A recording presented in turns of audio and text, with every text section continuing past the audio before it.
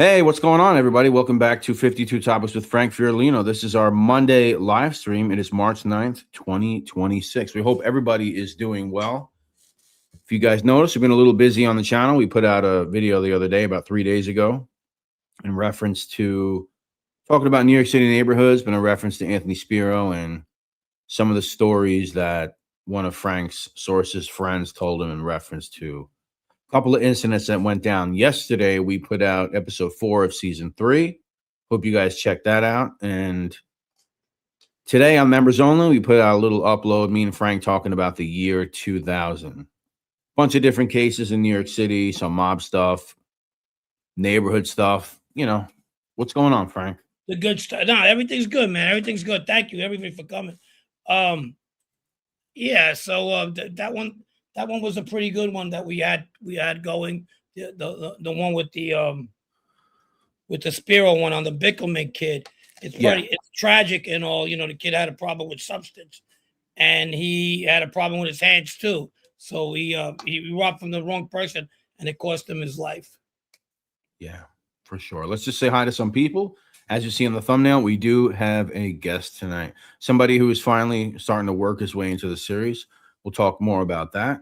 What's up, Francisco Horna? Francisco the Bull Horna. I'm sorry. Alphonse John Joseph. What's going on? We're going to drop the link for Pedge's show. I'm going to do that right now. Mood Lounge Show. Go ahead and follow there. Please subscribe. The link is right there. All you got to do is click it, and then you got to click subscribe like you do to every channel that you watch. I hope. Wild Rose Country. What's going on? Joe Root. Lisa Pizzatola. Matt. What's up? The Great. Roro. Joseph Pistori. Charles Nicholas. Frank, anything you want to say about what we just put out, and then we'll bring in our guest, Proletarian. We have time to do that. We were talking about, well, basically episode 4 in the Ridgewood series. I want to talk about that in general. Yes. We do bring in the Serbian faction, if you will, of the Ridgewood neighborhoods. And that's why we got Pedge today to bring you back to that time a little bit of the summer of '92, and that's when all shit's going loose, as you can tell. We talk about the stolen Cougar, Fabio and Vito going after Joe Conti, and I think we touch a little bit also on my brothers a little bit there. So check it out, but. By popular demand, let's bring Mr. Pedge in. Let's bring Mr. Pedge Tattoos in. Give me the thumbs up. We'll bring you right in, Pedge. Ready to go. Pedge, what's going on, buddy? Good. What's up, guys? Good to see you guys. What's going on? Nothing. What's going on with you, man? I love your show, man. You and the Thank you. I appreciate it. I just watched your guys' show that you guys were talking about the cafe. And, you know, being around being with the Yugos and the whole spider situation, I just got a laugh out of that. Just brought back some memories, man. Right. Yeah. Just can't believe how fucking crazy things were back then. Well, you know, I had a saying always, and I always said, man, we all had God by the balls at that time. You know what I mean? Invincible. Going on. Yep. Yeah. And, I mean, it was a different neighborhood, too. Ridgewood was. Sure. You know, and there was a lot of cliques back then too. You had Madison Park, you had Farmers Oval. There was a clique on every corner. I mean, and some of the cliques gradually formed a bigger clique, as with, you know, the Giannini crew and with the Yugos. You know, we originated on Forest and Catalpa, and that came from different directions, and then we just gravitated towards Cypress and Menahan. And it's crazy because that area right now, it's still like very Eastern European up to today. Even the Forest AMU train stop. I was asking the other day, a lot of it's become mostly Eastern European, but you got some Polish too there now. A lot of Polish. I was just there recently. A lot of Polish came in. There's a lot of Russians on Fresh Pond Road now. They're opening up like all these pharmacies and, you know, Russian only. Ridgewood has changed from what I remember it. And, you know, even though I go up once a year, Right. It's just insane. It's completely changed. Bushwick and Lower Ridgewood, where we did our dirt and hanging out. It's totally regentrified, man. It Yeah, just you got the hipster angle. throws me for a loop. Yeah, it's like I go to see my brother-in-law's kids, and I have to go down way towards Knickerbocker. And one day when I was there about 2 years ago, I'm by Star Park, and I'm like, I remember Star Park being you couldn't walk even during the daytime down there, especially being a white guy, But Sure. it's like all transvestites, trannies, gay hipsters, artist type people. I'm just like, never thought I'd see Knickerbocker. I remember Knickerbocker come to the United States, growing up there. It's just insane. It's it is what Pedge, it is. I told Frank on the phone a couple months ago. I said it's over. I said Ridgewood's getting a Whole Foods. Yeah. Next time, listen, Brett. Next time I come up, I'd love to pick you up, take you around, and maybe like show you where spots used to be, and you know what I'm saying? Because anyway, I got nothing to do up there. I say what's up to a few people. A few people call me up. We grab a coffee. But you know what it's like when you're not in the neighborhood a long time. Face not seen is a face forgotten. You know what I mean? Yeah. We'll hang out. We'll do some filming too, man. Whatever you want to do. Definite. Yeah. Right. So let's get started on what's going on in the series. Okay. Pedge, you and your friends are starting to get worked in. You guys are doing your own stuff. Let me ask. Go ahead. Go ahead. So how are you starting to work? Because they heard it from Frank. So how are you and your friends starting to work your way in with Frank and his group? What's going on? So I knew Frank way before, like, he started coming around by Menahan. We knew each other in passing. We played soccer. It was always, we were in that neighborhood. So I know who Frank was. I know who his brothers were. I know who the family is. So basically, I started on Catalpa and Forest. There was a Yugo crew, and it wasn't like a theft crime or anything like that. It was just a bunch of guys hanging out. We were 15, 16 years old. Emil was part of that group. A bunch of the other Yugos in Catalpa were in that group. And that's where we started getting our first taste. Emil gravitated towards cars. And this guy, Sash, that Frankie keeps mentioning, he's from Long Island. He kind of like wanted to, be part of this Yugo clique and make his ways. And we had a long, tumultuous, friendship. But me and him, we ended up hooking up as friends. We were thick as thieves. And we'd go out. We'd hang out here and there. I kind of like did my own thing. It's hard when you have two people that are bumping heads. Like, he wanted to be like, he wanted to be the Lion King. He wanted just to be the guy in charge. I didn't like that. I never liked taking orders from anybody. I would show respect, but I don't like people telling me. I'm sorry, real quick. Yeah. He looks pretty lively there in that picture. You sure he doesn't hang out? You sure he let hang out in Maria Hernandez Park these days? Yeah, I don't know, bro.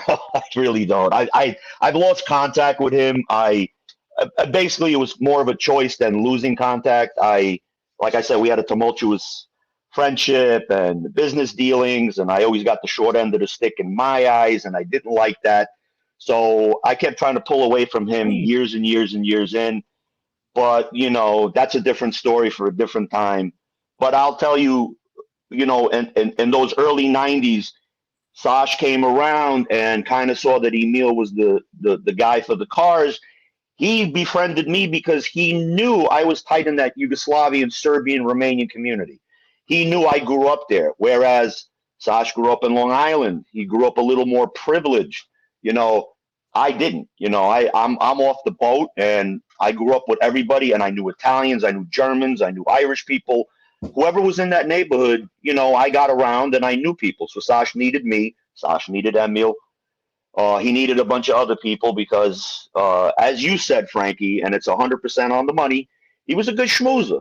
The only thing I could say is like a white pimp. Like, he said the right thing and, got you hooked and made you believe something that is bullshit, but it is what it is. At the end of the day, he made you do some things. A lot of guys caught cases because of him, because he didn't want to do it. He had money. He'd pay them off and be like, yo, take this gun charge, take this, take that.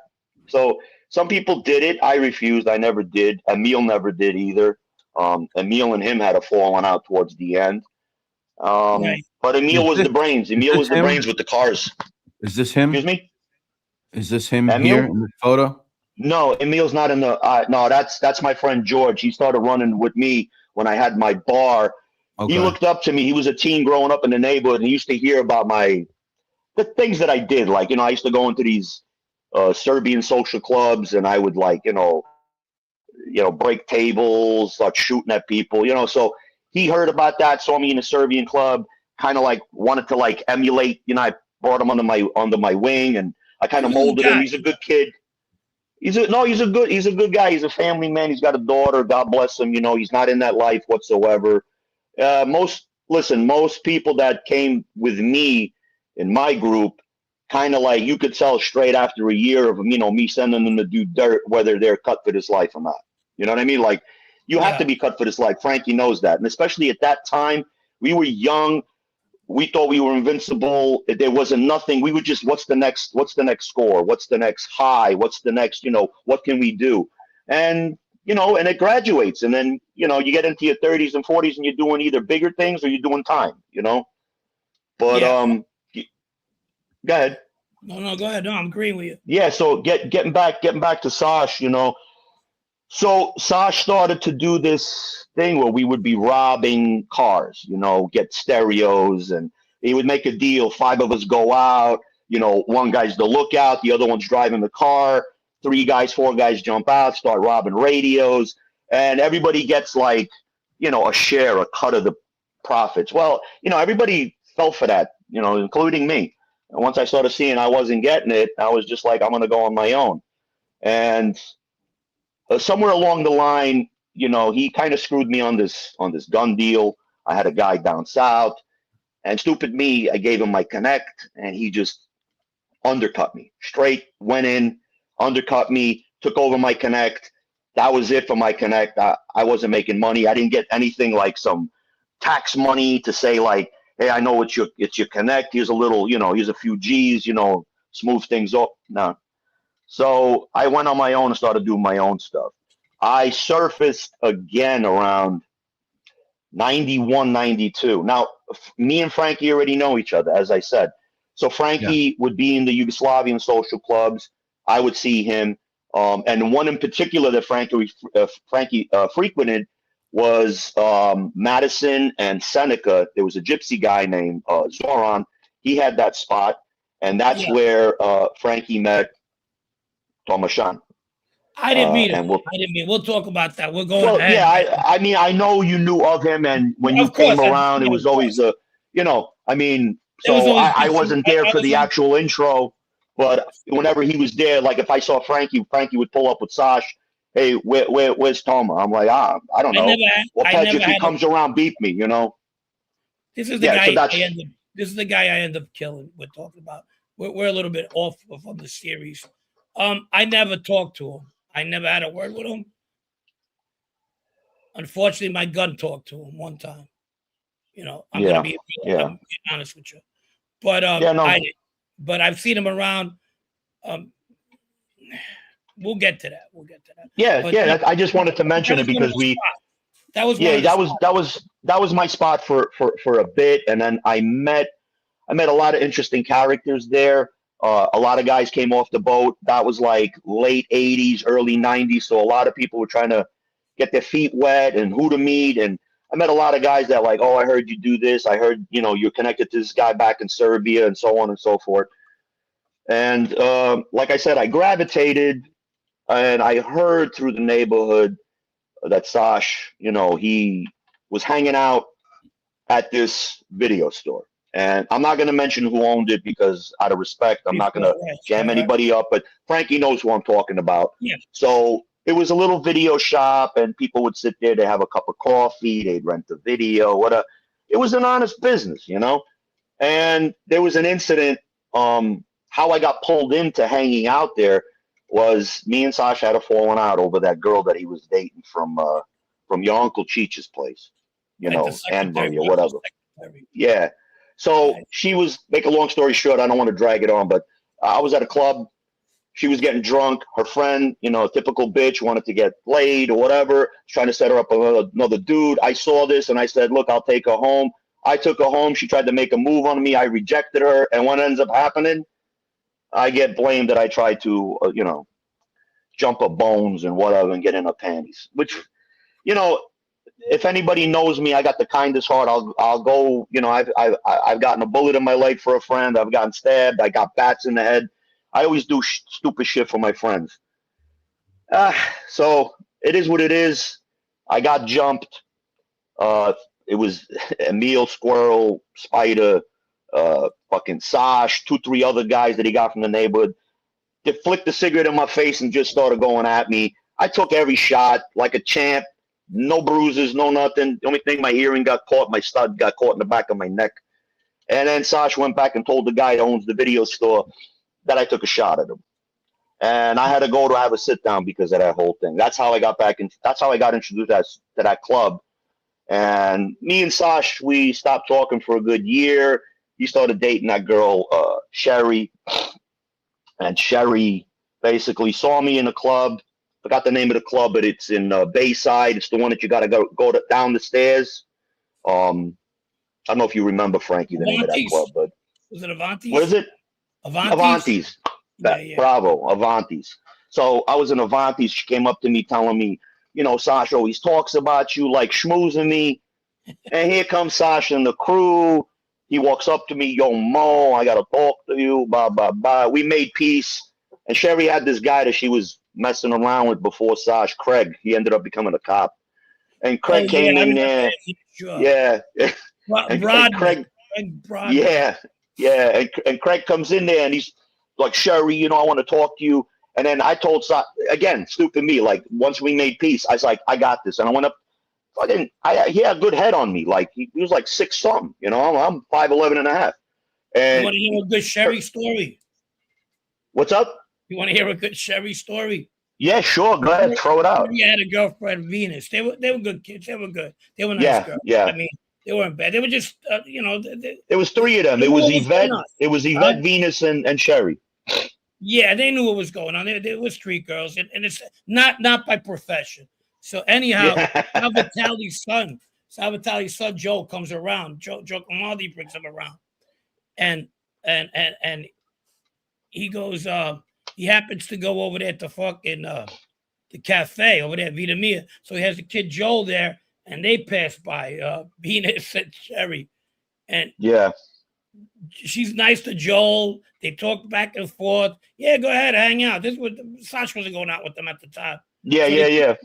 He's wet under the. He's green as fuck. He's from Long Island. A couple years after, I don't know what the fuck they told him. They hung out with him one night, like when they got to find out that maybe his dad was somebody that could fucking tame my ass, right? Yeah. Oh, he's an asshole. He needs to fucking watch it. And they just blew me up to the fucking. So this kid gets brave. Oh, don't worry, I'll take care of him. So he calls me up. He goes, hey, I don't want you going around Sherry and Venus. I said, Joe, go fuck yourself, right? Then I see Joe, and I tell Joe straight out, what the fuck? You bring this kid, he's telling me, he fall in love with this fucking girl overnight? He goes, yeah, I'll talk to him. And we talked, and he was cool. You know, we were like, nah, you come here to see us. We take you around, and that's it. He already fucking was planning a marriage. You know? Yeah. But it was funny. I mean, there's so many stories on. You know, I don't want to sit there and get stuck on the Sherry and Venus stories, but you know, Bobby a quick one. Marrying her. Yeah, he did. They divorced. Last I heard of. They got a daughter. And God like the spitting image of Sherry when Sherry was younger. You know, like really good looking girl, man. Very good looking girl. But like Roberts. The only thing I remember that was funny was I forgot who you were with, Frankie. It was, you know, typical night, like I guess 5, 6 in the morning.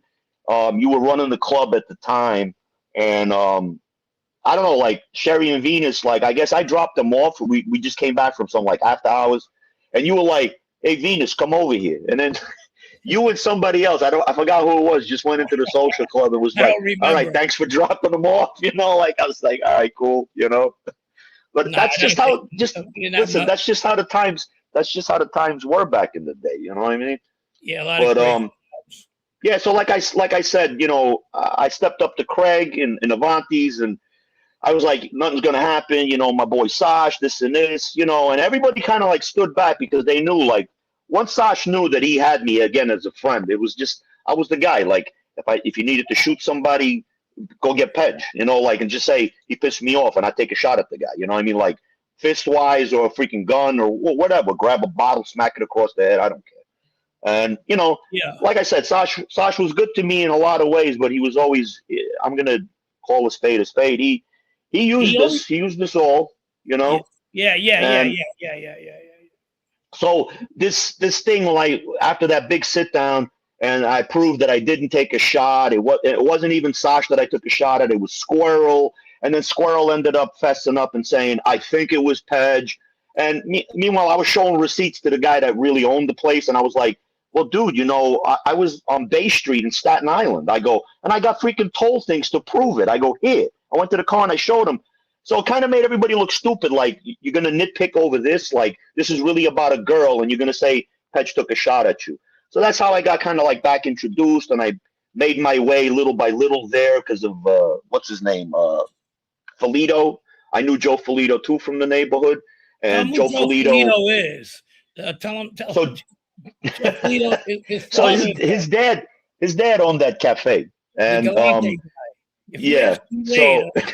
So if that video that you see where, Carmine Galante gets, executed, and right after it happens, there's a guy that goes, "Oh, I'm coming back to tell you everything. Right now I can't no talk. It's I come back. I come explain everything. Thank you, Jersey so that girl. video.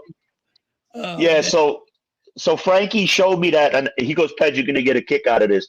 To me, watching that, it was just like it was insane because he looks the spitting image of Joe Felito. His dad looks just like him when what I'm saying? Like, when he was young, they look like twins. So, but it was funny. I mean, but those are the kind of characters you had in the neighborhood. You know what I'm saying? Yeah, we had a lot of characters. But yeah, but getting to like we just started enterprising. Sasha brought guys into the crew that what can they bring? Like, what can they do? One guy, of course, had money. He brought everything. Yeah, so like cars. Yeah, so we were doing basically cars, and then Emil, he was the first one to start doing the tagging. I don't want to shit on Emil because Emil's life is good now. He's out of that life. He did his time. He don't like talking about it. But I got to give credit where credit is due. Emil was the first one to do that. Sash kind of like leached off the idea, and there was a Spanish guy that was in the neighborhood. He was a big, heavy-duty thief. He lived over there down by Flushing, and I think Flushing and Knickerbocker. And he was just boosting a lot of cars. He was always like top of the line fucking stereo systems and his shit. And he was part of the crew, and he would teach us how to disarm alarms and how to do this and how to do. So Sash had everybody in that crew that knew something. Me, I knew everybody, or I knew how to get to this, or I knew how to get to that, or I had a fence. Sash tried to take that fence from me. That wasn't happening. You know what I mean? Like, that fence that I had, and I'll tell you who it is, God rest his soul. He was called Mr. Stan. Mr. Stan was the head of the American Pink Panthers, the Serbian crime group. His name is Vojislav Stanimirovic. He's known for the Wakazia heist in Miami, where they stole Napoleon Bonaparte's water dish or something like that. So that was my connect for, like, jewelry, watches, whatever. I wasn't about to introduce Sash to that connect because that would have been the end of it. Sash would have been in the deep with the Yugoslavian, Albanian, Croatian crime group, which was called the Yaks at the time. So Sash would have been involved in that. I just was like, that's my pond. I don't want anybody, dipping their toe in there. So yeah, of course. But Sash had everybody, bro. Like, everybody, Spider was Spider. Like, you gave him the name. He was just he'd do whatever you told him to do. Like, one time they put a gun in his hand and said, "Go rob 4 ones." Stupid schmuck. He went and go rob 4 ones. Did he really? Because I swear to God, yeah, he did it because Sash told him to do it. And the fucked up thing about that is 4 ones was owned by a guy, it's Tommy, who was around Joe Messino. He got lucky that time. Yeah. Yeah, I see somebody just asked a question if I had any relationships with Albanians in the neighborhood. I did, of course. A lot of them I went to school with. My family knew. Like you remember, you heard about the guy Kasim. He was like big with the Gambinos. I'm not sure about the Gambino. I don't know if he was freelancing with the Bananos, but in the early '70s, they liquidated his ass underneath the L on Palmetto. They shot him with shotguns. The black belt. Yeah. He was a sweetheart of a guy, but he was the muscle. He was collecting and, setting people straight. And he wanted out of the life, and they said, yeah, meet us here and here, and then they took him out. So like I said, I knew a lot of people through my family, of course. And in the '70s, everybody was kind of connected. Everybody was Yugoslavian. There was no Serbian, Croatian. Oh, where are you from? But I'm from Serbia. Yeah, exactly. It was Yugo. It was we were Yugoslavians. Once the war popped off, and everybody was different. Yeah, I went back home, and the guy that owned the video store at the time, I'm not going to say his name again, but he basically sat me down and said, Pedge, you could have an Italian tassel in your car, you could have the horns, whatever. You're not Italian. He goes, no disrespect. He goes, you're a bigger Italian than everybody, but you need to know what you are and whatever. And I was like, again, going back with the Serbians, and even I was talking to Boško Radoncic, and he told me the same thing. He goes, it's good that you got the Italians, and it's good that you grew up with them and you're getting your feet wet, but stick to your own, and do things for your own people. So that's what I started to do. I started to, like make my own little crew, go in the city, make my own little crew, go in the Bronx, make my own little crew here and there, go upstate, go to Westchester. I was also in PA, Jersey. I knew anybody who's anybody, like, the Montenegrians in Jersey and Edison. I was tight with them. They were moving big weight back in the day. The one guy got caught with, I forgot how much something like 8-9 kilos. They had a trucking business. I'm not going to mention his name either because his life is straightened out too. Right. But, and getting back, somebody asked me also earlier about if there was any Macedonians in the neighborhood. Yeah, I used to have a guy in my group that used to hang out with us called Sash Donuts because he was the only Macedonian in the neighborhood. You know what I'm trying to say? But there was others. There was others like in Astoria, Brooklyn. That I hung out with. I was working this job, asbestos related, where I was a supervisor. Anybody who is a gangster in that Serbian, Yugoslavian community went through this guy's doors because this guy was so hooked up with the Albanians, Macedonian, Serbian gangsters, everybody. And I was working for that guy. His name was Boro, and he would take me to places where all these gangsters would meet. And I get introduced, and like I said, I always love to rub elbows with everybody. You never know when you're gonna need somebody or a new connect pops up. Well, let me ask you something. Yeah, sure. What year do you come in? I'm always curious about this. What year does your family immigrate? So I met Sash around 80. I'm going to say 87, 88. We started to hang. We started to make a friendship. He started to do dirt because he saw everybody else was doing dirt. More people started coming around, like Mark Terragrossa. I kind of had Mark. I kind of had Mark first because I knew Mark from the neighborhood. I used to hang out, but there was a candy store.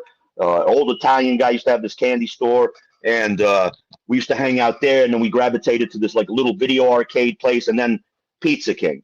So from there, I'm going to say I started to come around 91 or 92, around the when Sash took over that place, video, right. When did your family come here?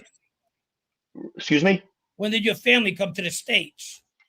My family, we came in the early 70s. We lived on Irving and Palmetto, right across the street from the chicken house. So they had the slaughterhouse.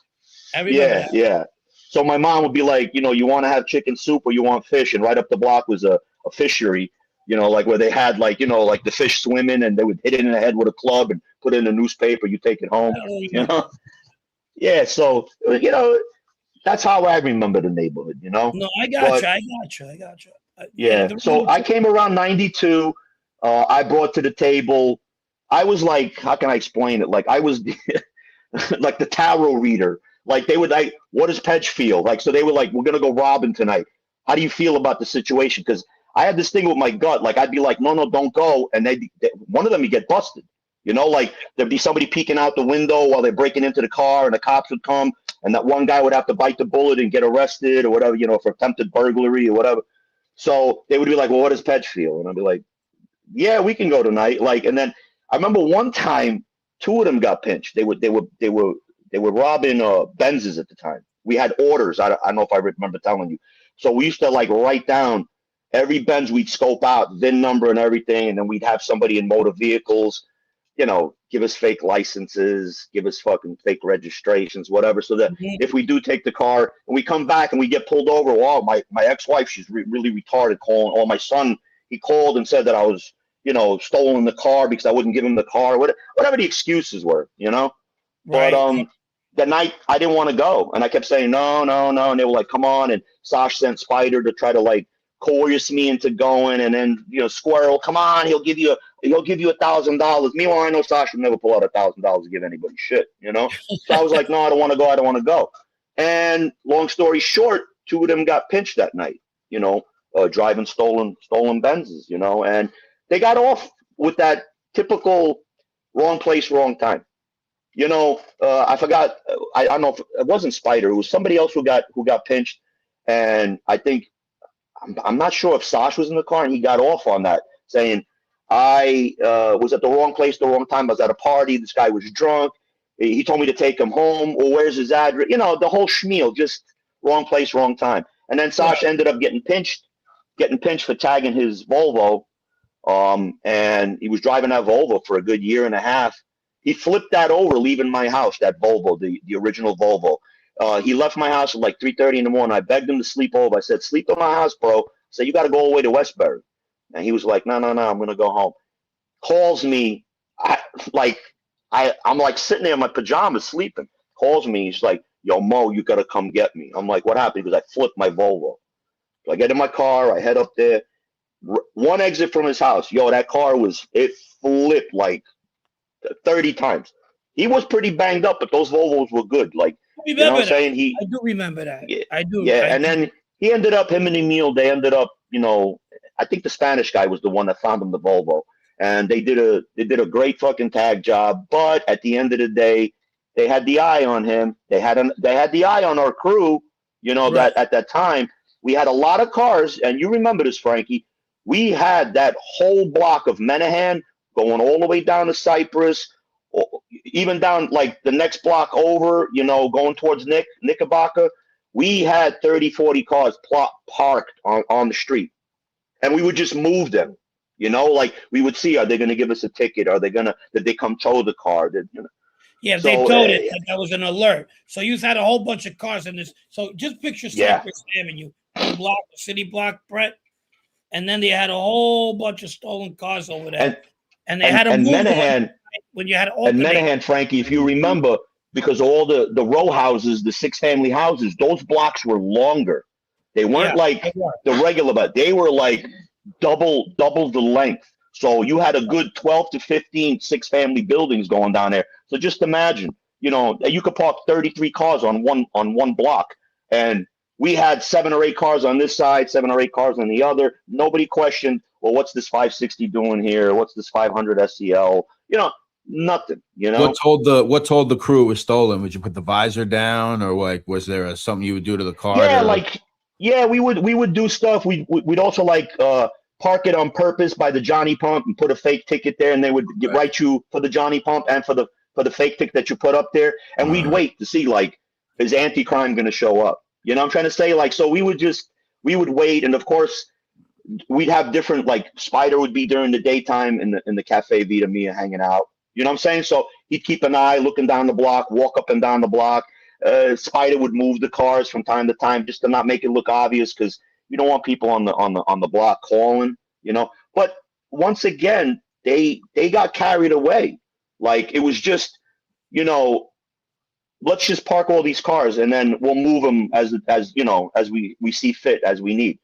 And it was just like, it was, you know, I'm not going to say it was my idea, but I was like, well, why don't we just write everything down, and let's, when we get an order, go pick up the car. You know what I mean? Like, This is ridiculous. Driving them cars too, you remember that. In the beginning, we were. It was insane. It was like we used to go to Papagallo's, and we would park on the sidewalk. We have a stolen BMW M3. We park it straight on the sidewalk. We'd give the bouncer some money, and we'd walk in. And at one time, I remember all of us showed up. You had a car, I had a car, and Neil had a car. I forgot who else was there. I don't know if it was Squirrel, because it was basically like these 12 guys that were there. You also had hangers on that just wanted to hang out in the crew, but never really did anything. Maybe played lookout once. Like what the fuck's playing lookout? Like, you don't get your hands dirty, like, for real. You're not a gangster. You know what I mean? Like, I remember one night that fucking I was there and I don't know. I didn't want to call a cab, whatever. So I just took this green Mercedes. It was an older Mercedes, a big one. So I said, Sash, give me the keys to that car. Bring it tomorrow. He had the keys to it and everything. So I'm maybe a mile from Cyprus. Is that the one with the doctor plates? No, the one with the doctor plates was a Lexus. Yeah, I stopped driving. That was from that place. That was from that place in Long Island, that club with the elevator. Probably. I don't know. I didn't go with you. I hardly ever went with you guys. But anyway, I drove the car home. I go home. I'm home already. And it's a Sunday. I never forget. There's my doorbell rings. I look out the window and it's fucking Wilder, Detective Wilder and Panchin. I said, what the fuck do they want, right? So I'm thinking right away, they're coming after the fucking car. So I'm trying to fucking get rid of the keys, and I hit them somewhere where fucking, they'd have to have a search warrant within my house. I go open up. Hey, how's it going? They weren't as acquainted with me yet as they was, let's say, Paul. Right. So hey, what's going on? I'm like, good. What's going on with you? Good. They go, who's Giuseppe Fertolino? I said, my mother. So now I said, okay, they're not for me, but what the fuck do they want my mother? My mother never fucking did anything. Yeah. I paid one of my relatives to fucking fuck up the meter to go slower, so they didn't have to fucking pay, something like that. And they had to take her in. I said, "You're gonna take my mother in?" Goes, "No."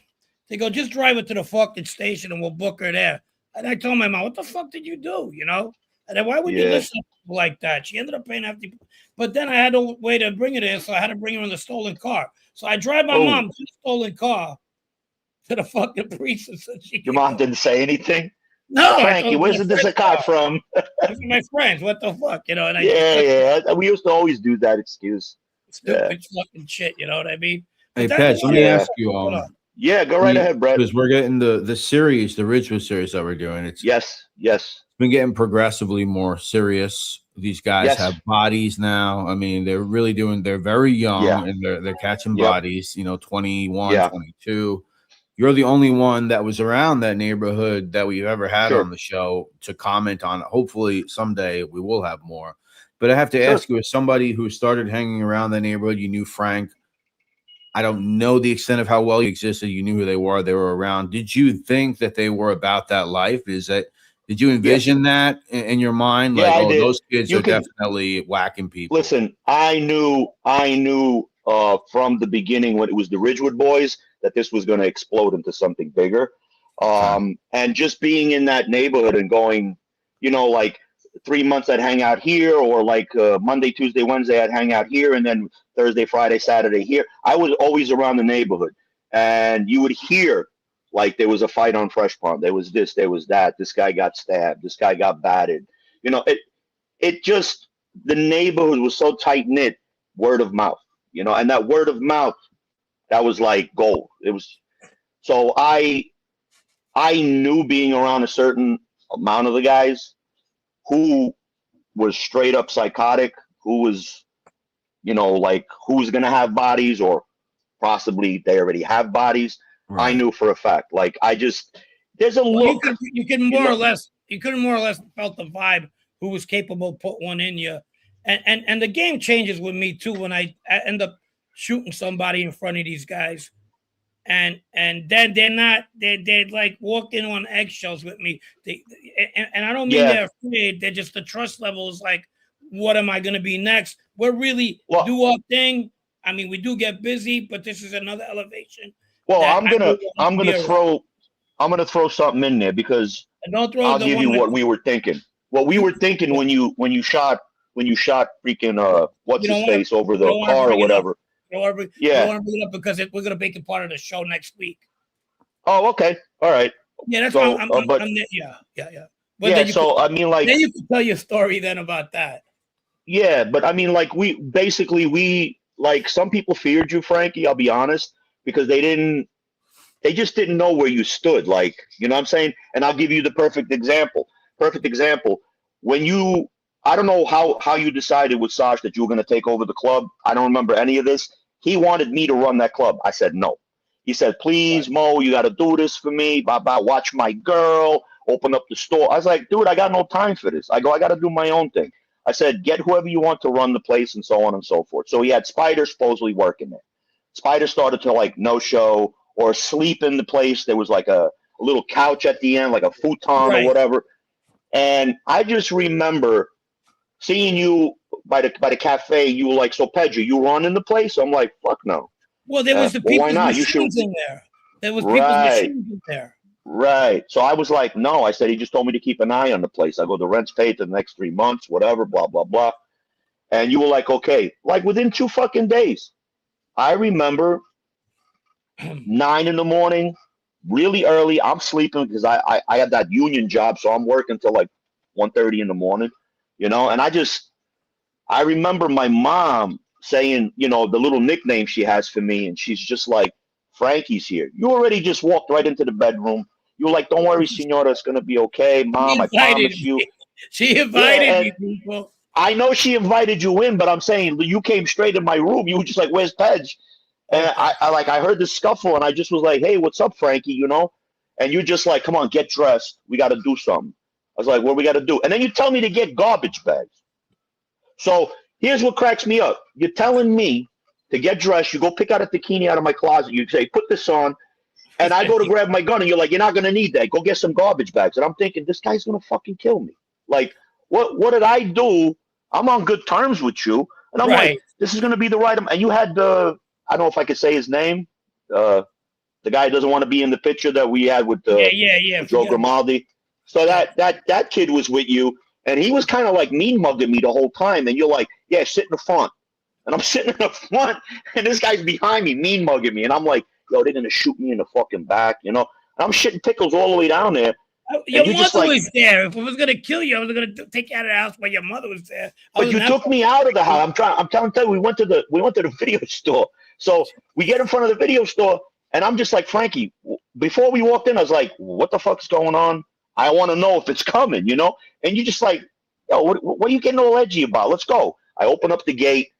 And you pull the gate down when we get in there, and I'm all like, oh, this is not good. Because the last time you pulled the gate down, you threw this guy a beating and a half with a pool stick. Pool stick, yeah. So I just was like, dude, you know, I got a hard Bosnian head, but I don't know if I'm going to be able to tolerate, you know, pool balls. And then I told you as I'm putting because you said put the videos in the garbage bags. I'm getting a little okay with it, but you were like, yo, why are you so like, you know, you got anxiety. I said, Frankie, really? Like, you got me bending over, putting in there. I think you're going to put one behind my head. You were like, you thought I was going to whack you? What are you, fucking crazy, bro? I love you. I'm not. That was Frankie. That was Frankie. Like, and he had this thing. I used to imitate you behind your back. And I did it one time when you came to Mood Lounge, to my bar, and I imitated you to the T, and you were like, oh, Pedge, you're trying to imitate me? Like, you know, with your eye and all of that. And I was like, Frankie, I'm sorry, but we were close. I mean, Jesus, you used to come to my bar. You used to go up the block to the other bar and then come to my bar. You were a fixture in the neighborhood, you know? Yeah. But so that was the story with that. So that's the kind of vibe you kind of like threw to people, and everybody knew you were ready to make your bones. Just went. You know what I'm trying to say? Just went. Just out of control. The thing was, when he goes to jail, and we talk about that, and the next episode he comes out of jail, it's the first thing he does is he goes, I'm not going to say, he goes to other people and basically tell them, I don't want Frankie around because this is go. So who does he go to? He goes to Joe Galante Sr. And Joe Galante Sr. goes to talk to Vito. And me and Joe are hanging out. Vito Galante goes to me. Frankie, leave that place alone. Let the guy do what he's doing and leave it the fuck alone. I said, okay, that's fine. It's good. But he's got the fucking wall I put in the middle there. Well, in my true fashion, we were the wall that was a piece of shit sheet. I could have left it. I mean, I was a dick. But Frank, you ratted. Yeah, and your mother sucks dick, Woodhaven. So what do you want? All right, hold on. I want to reload. Frank, I want to reload. Some people are asking if people can buy the memberships in the chat. We actually have 10 memberships to give away. Got free memberships. We haven't given them out this month. So Francisco the Bullhorner, if you're looking for a membership, let's see if you get one. Hopefully you're still in the chat. So I'm going to give 5 away right now, and let's see who gets them. This guy Woodhaven, he was a friend of the show, all happy. Oh, yes. Look at that. Woodhaven got one. There you go, Woodhaven. You got one. You got a free membership. Now there you go, buddy.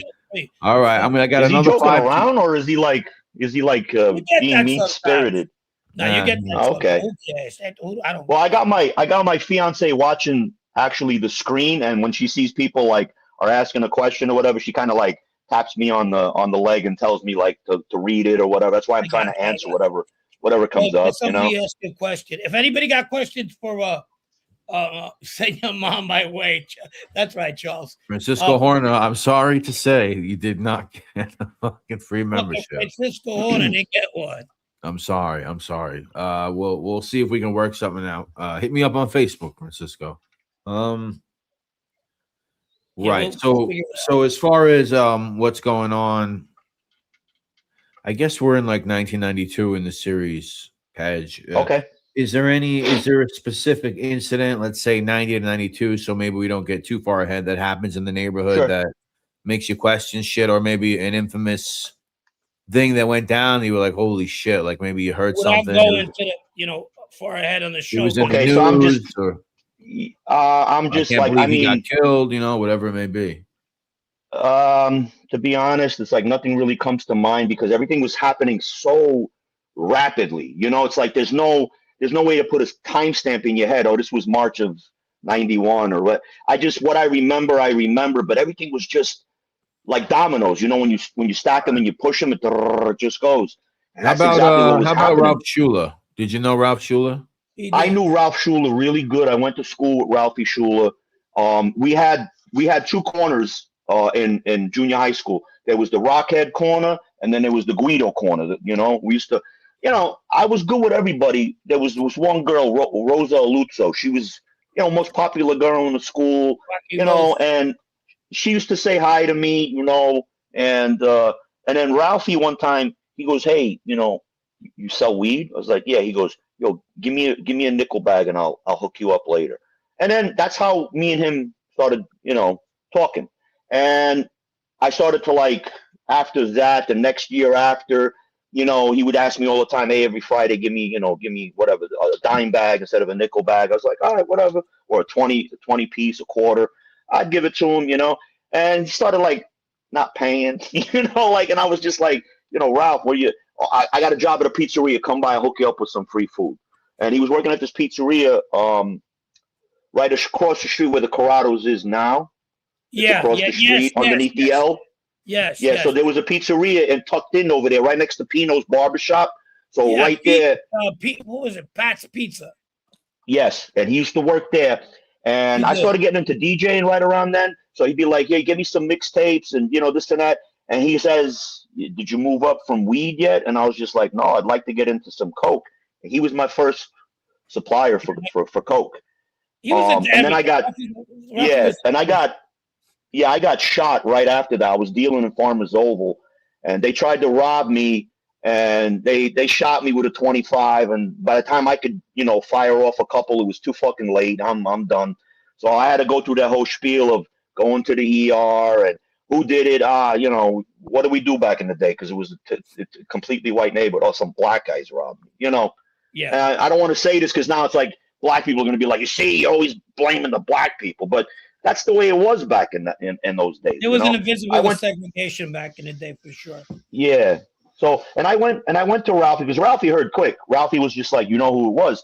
I said, I don't know. He looked like this guy that I know from Liberty Park. I go, I'm not sure. So he goes, I'm going to find out. And he found out and he took care of that. And I remember him taking me to, it was the Liberty Park posse. They were hanging out and I started meeting a lot of these guys and Chris Cognata and all these other guys. And then I ended up meeting, because I started hanging out in Ozone Park. I wanted to like start getting good with everybody so I don't ruffle any feathers if I do anything. Because, you know, rightfully so, that part of Glendale and Ridgewood, you know, Ozone Park was coming in because it was right over on the other side of the cemetery. So that's Woodhaven, you know, Ozone Park. So, but yeah, Ralphie took care of that, squashed that shit, took me there. I was sitting in the car. He came out. He was just like lipping off to this guy. And he was like, see that kid in the car? He goes, he belongs to me. I'm, you know, he's under my wing, blah, blah, blah. And they were like, okay, cool, this and that. And he didn't tell me who did it, but I kind of heard later on the kid got a fucking good beating, you know? But it is what it is, you know? I got a souvenir. I still got the fucking 25, you know? Like. But Haven got that fucking membership. Now I got to listen to his mouth. But Frank, you were like, oh, fucking praising me last time, you fucking fag. Why all of a sudden you talk this shit now? I can't. Who the fuck wants to live in Queens anyway? Piece of shit. I mean, Queens, good state, but I can live in Queens. Wow, what fucking deal? Is that something? Dude, I don't even want to live in Queens anymore, man. It's like it's not what it was, man. Dummy, start your own fucking shit show, bro. The shit show. Fucking dummy. I thought he had a little bit of a brain. He must be. This guy probably gets high and shit. Yeah, you know what? I don't know what happened either. I thought he was cool with you, but I guess now that I'm thinking, I'm looking at him one time, and now you know. They probably gave him his button. He probably got made last week. Well, he's got a membership now. That's all right. You can watch our membership. We actually put out one today. Check it out. I'm an equal opportunity. What are you gonna do? We allow fucking retards. Yeah, it's good. It's all good. I get them on my show too. I get people commenting some ridiculous shit. It's like they're in their 40s, I bet, like that, in their 50s, and they never done anything. They fucking stay home. And they want to talk bad. Like, you know who I told off on fucking the end of Frankfurt leader? Oh, no way. Yeah.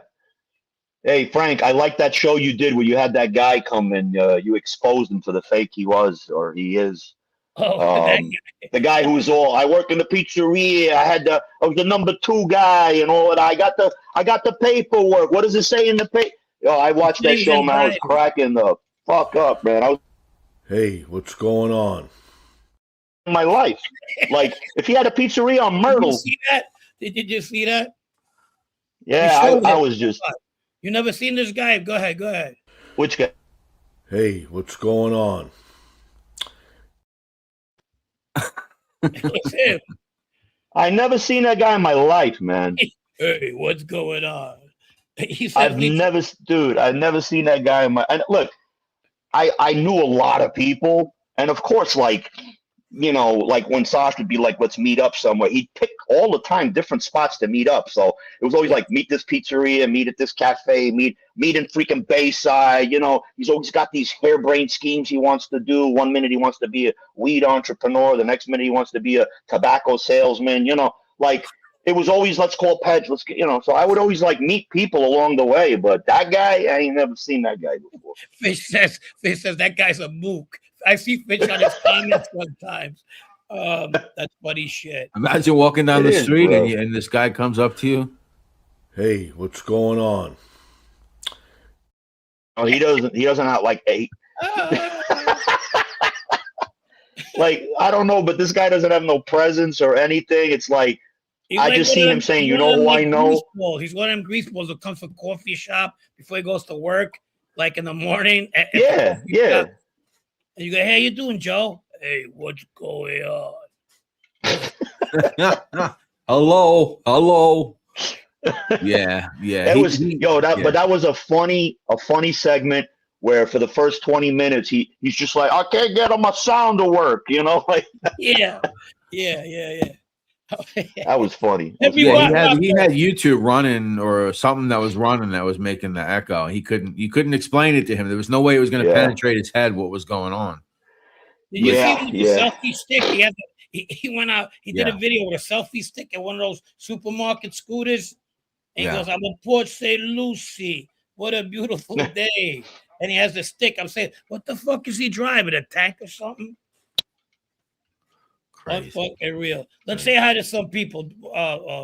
Sure. Got any questions? Bring him in. Any questions? Yes, bring him in. I got my fiance reading him off to me, and let's go. Bring him in. Bring him in. Salute to the fiance. Hey, Louis Casman, if you're listening, man, our hearts are with you. His mom is taking a little bit turn for the worse, and Louis is a friend of the show, and our hearts with you, brother. So I'll call you, or I'll text you, and when you want to talk. And I hope hold yourself strong there, buddy. Yeah, Louis. He said he would be able to come on when he has time. So prayers to his mom. Yeah, he's not ready. Obviously, there's more important things than coming on 52 Topics with Frank Fiorellino. Yeah, but Giacomo Amato. Yeah. Brett gets tired of it. He goes, it's exhausting at times. But No, I like making fun of him. The only thing is, like, if you really try to be serious with him, like, there's no way you could penetrate his head. There's no winning. You can't get it in his head. So it's not about winning either. Getting your point across, but getting back to the 92 thing. The only thing I felt like things were gonna like explode. Like, is in a sense, people were gonna start getting more famous for doing stuff. Bigger crimes are going to be committed. And at that same time, I was going a lot into the Serbian community in the city, and like I'd go to Panarella's. It was a who's who treasure trove of Albanian gangsters, Macedonian gangsters, Serbians, Croatians. Yeah. And at that time, the biggest gangster in Serbia, Gishta, came, and it was Gishta and Bosko Radonjic. And they were talking about making Group America, like legit, like let's do this narco trafficking thing, take over the market, like what the Italians did with the pizza connection. Let's do this with Europe, and I felt like I was going to be a part of this, like bigger picture one way or another. But at the same time, coming back to Ridgewood, shit was like just popping off. It was. I can't put my finger on one thing that really like made me open my eyes, but I remember a lot Paulie Ragusa throwing hands with people and hearing, brawls. And at that time, like you said, Frankie, there was many cliques. There was like Upper Glendale, Middle Village, South Middle Village, Maspit. Yeah. Like Lower Ridgewood, Upper Ridgewood, it was different cliques combining together. The only thing I could say, like, in all honesty, like a few of the people as the time progressed, I got to see, like Vito, Tabita. Tabita scared the shit out of me for a bit. Because Tabita is one of I'll explain his temperament in a second. Jersey Girl, thank you for the $9.99. Guys, thank you for the donations. Thank you, Jersey Girl. I got a $20 donation on the app. Thank you guys. Thank you. So thanks for that. Thank you, Doug Gross. Thank you for the compliment about my son. I appreciate that. It means a lot to me. I want to talk about that too. About that. We'll let's put that. That's one. He has a great show, and he's got a very intelligent son. And I like the dynamic between you two. It's a father-son Thank show. you. I appreciate that. Check it out. It's a little touch and go. It's a little hard because, like I wanted to say this before anything. Frankie and Michael Scott Hollish, because of you two guys, I'm doing podcasting. So I've been doing podcasting 5 years, 4.5, 5 years, and I started doing my own show for 2 years. I don't want to talk about the mob stuff because, I don't want to, that's not my forte. Yeah, I was in the life for 20 some odd years and then I'm out and I'm done. And how much can I tell the same story over and over? You know what I mean? Like I write maybe one book and that's that. But I love coming on the show. I love talking to you guys. It kind of makes me relive the times. And, of course, Frankie was involved with me. I was involved with Frankie. We were running in the same circles. A lot of fun times, thanks to you. We had a lot of laughs. Thank you, Henry Rocco, for the sticker. We had a lot of laughs. We had good times. Before Sash went to prison, it was my birthday, so I kind of like let him tag along, and I rented a limo. I got a cake. That's when I invited all you guys over. We all had cake. We went out to some clubs and whatever. And, I wanted to do the send off for him, but it was more my birthday stuff. But we had good times. We had good laughs.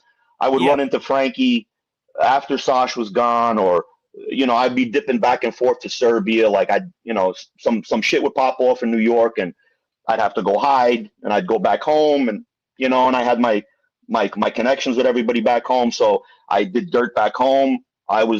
There wasn't like, this is about maybe the longest I've ever not done any dirt. Like, it's been 14 years maybe, like, since my last indictment. I have not done shit. Like, all I do is, like, I'll flip cars with my fiance, or, if I get a watch from somebody and I can make $1,000 on it, I'll try to flip a watch or whatever. But, it's hard to get out of that mentality, honestly. But, so getting back to the show, yeah, me and my son do this father and son podcast with a twist. And the twist is just the camaraderie between us. Like, we imitate people. I do Arnold Schwarzenegger. He does Trump.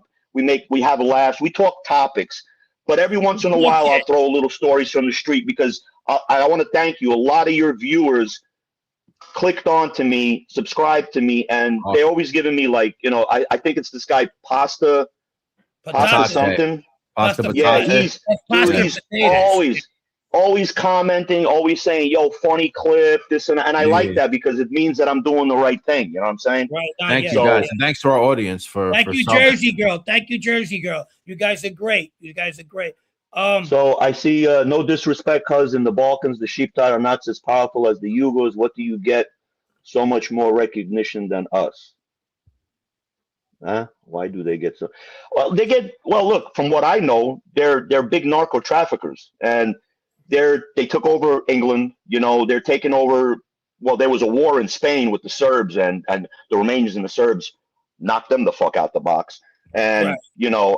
I'm gonna just say right now, one of the largest narco traffickers are fucking Serbs. So right now, you guys can look about it, and you can see 300 tons. This guy Goran. I think Milic, he's an ex-boxer, Montenegrin, Serbian guy. He got pinched. Dude, they only caught him with 300 tons. Could you imagine, like, how much he was moving prior to this?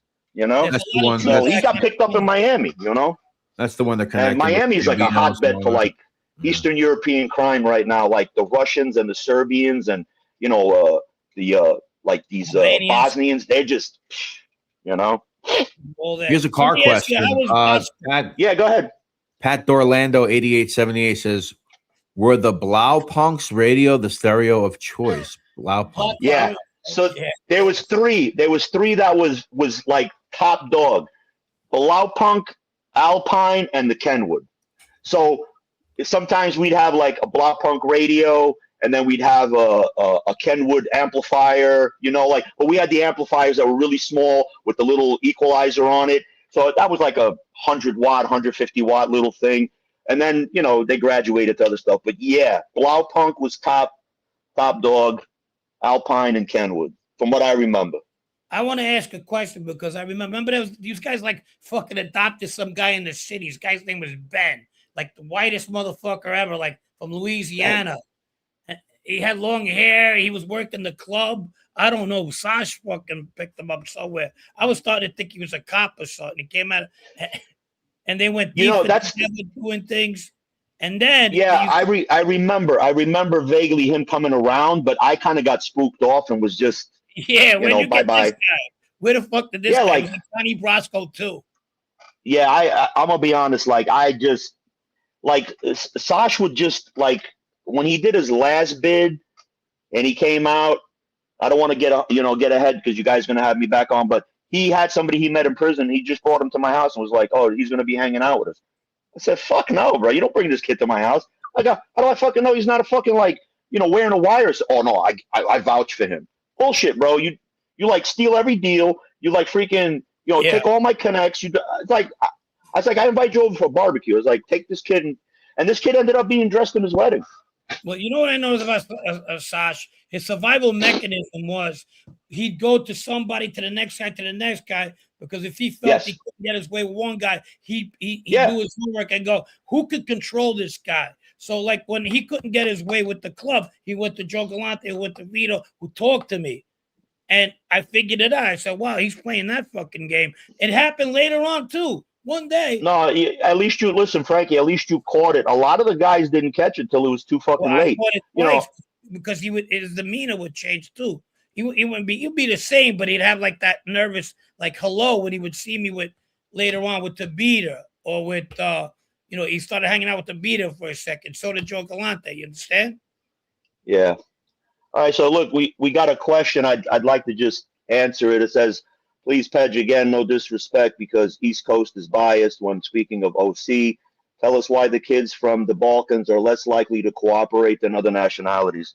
It's just called, I don't know if this kid is Serbian, if he's Serbian or if he's he's Macedonian. So I'm going to just say Balkan mentality. There's a word in Serbian, it's called inat. It's the same word in Macedonian. We are just on purpose. We're not ones to talk. We're not. Dude, I know guys that back home, 25 years, that they could drop like a bunch of people, cops, corrupt politicians, isn't it? They do their time, they go in. It's, right. I guess, like the way the Cosa Nostra was back in the day with the, the Oath of Omerta. It's the same shit with the Balkans right now. There's guys that rat. You can't sit there and say like they don't rat. There was an incident that this Albanian kid just started ratting a couple of years back. He got caught with all the weed and money in his walls and stuff. Fucking dropped the whole fucking organization, and somebody we know kind of got pulled into that organization on just hearsay. But is it also because sometimes there's not a lot of you? Like what's up? Is it also maybe sometimes like there's not depending on when there's not a lot of there's not a lot, there's not like a fucking millions and millions of Albanians as opposed to Italians everywhere. There's a smaller group of people, more tight knit. Well, Brett, I'm gonna be honest. I'm telling you what I never would turn. But then again, I don't know if that situation came and I was facing 25, 30 years. There's a lot of that's another can of worms I don't want to open. But I've never opened my mouth. Everybody knew in the neighborhood, I shut my mouth. I was taught, it was kind of like taught in the house. You don't talk shit. Regardless, go square off with the guy, talk what you got to talk, and that's that. But there's a lot of hatred in our community, more than in the Italian community. Like we do bad talk our people, and so then But I'm trying to say, I don't think because we were a smaller number that we had to prove anything. It was just, we come from a communist background. So that communism was pounded in our heads. My mom tried to communize me when I was little and put me in a Yugoslavian school and dress up like a little, Russian pioneer with the red scarf and the white shirt. And I wasn't having it because I just didn't believe in that bullshit. And I just think it's the way we were raised. I think it's, don't get me wrong. I know a bunch of guys that would fucking rat their own mother out in a heartbeat. You know what I mean? Like that are Serbian or Balkans, But I don't know. I just think, we are. What's up? The numbers have a lot to do with it too. Like for example, there's a lot of Italians compared to Eastern Europeans at that time. The other thing is, Americanized. The more Americanized you get, the more fucking you adapt. These people are more eager to talk than the people from the other side. Sure. So it is too. You got that respect. A lot of people know each other from back home, the way you are with the Sicilians. Castellamare, and a lot of people. The families know each other from back home. So you shit here, back home, they know what it smells like. You know what I'm trying to say? So I agree. It's just a fact. So I fuck something up. They already know by tomorrow they'll be calling here, be like, "Oh, did you hear what Pedge did? He shot this guy in the face." And my mom's like, "What?" I was like, "What are you talking? Oh, your aunt's friend's neighbor, whatever, heard that you shot this guy the other night in the bar." What? But that's how quick that shit. Like when my mom got arrested, Frankie. You remember that? My mom got arrested. She was on the front page of the Daily News with that other Romanian Serbian lady. They were doing the unemployment scamming and all of that shit. Is that right? My mom got called the fucking she got called the leader of the group that she did $250,000 in unemployment scams, and my mom only did she cashed a couple of checks. Yeah. So my mom cashed a couple of checks, and then she got pinched for it. My mom laid in Rikers Island for like 40 days, and she wouldn't rat. I said, "You got to give up your friend. She's making a deal." My mom is like, "No, I don't make a deal. I don't make it." Yeah. Good woman too. God rest her soul, man. Roro G wants to know what language you spoke in your home. This is from Roro G. Okay, so I spoke in my home. My mom is Romanian, so I spoke Romanian to my mom. But my mom also spoke to me in Serbian out of respect for my dad, and she wanted me to speak Serbian. My dad was the fuck up. He was the sadistic fuck. He didn't care. He would speak to me in like broken Serbian, so that when I did go out and speak to somebody, I looked like a freaking idiot. Like I look like a retard. Like I'm like over there not saying the correct, like kakosi. I'd be like kakusai. Like it's just totally different. So my dad was the issue on that, and I kind of like didn't want to be considered Serbian. But as I started getting a little older and in the community and this and that, and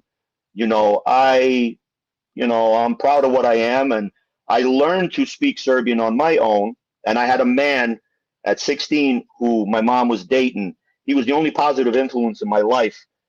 He forced me to speak Serbian. He says, "You're going to speak it until you get every word correct." And he was the one who introduced me to Mr. Stan. He was the one who introduced me to Oscar Radonjic, Milita, Mike the Serb. Everybody who's anybody in that crime and that Eastern European crime thing, I met because of this guy.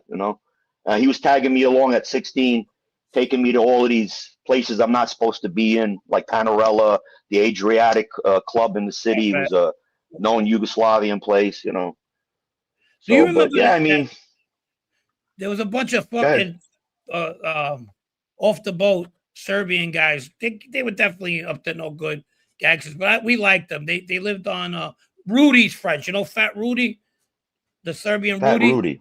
Yeah, he had the gold tooth.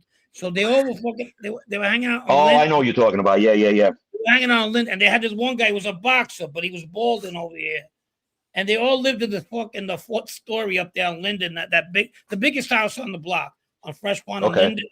No, not on Linden, and Gates, right? So they lived there. And the funny thing about it is, the cop, the fucker Wilder, we were kids right before we got into real bad stuff. Yeah, it was me and Paul hanging out in the corner, and Paul had gotten in trouble a couple of times at that point. The detective goes like this: they roll up like with 6 fucking cars. And they go, "Hey, Paul, you want to see what the real fucking boys that have balls do? Watch this." They go in the house and they pull out these fucking 4 Serbians. They arrested them. God knows what they did. And we're looking at them. I go, "Those are our friends, you stupid bastard." Right? We're yelling back at the cops, because we like those guys. But we were laughing about it. But God, they ended up getting in trouble for something.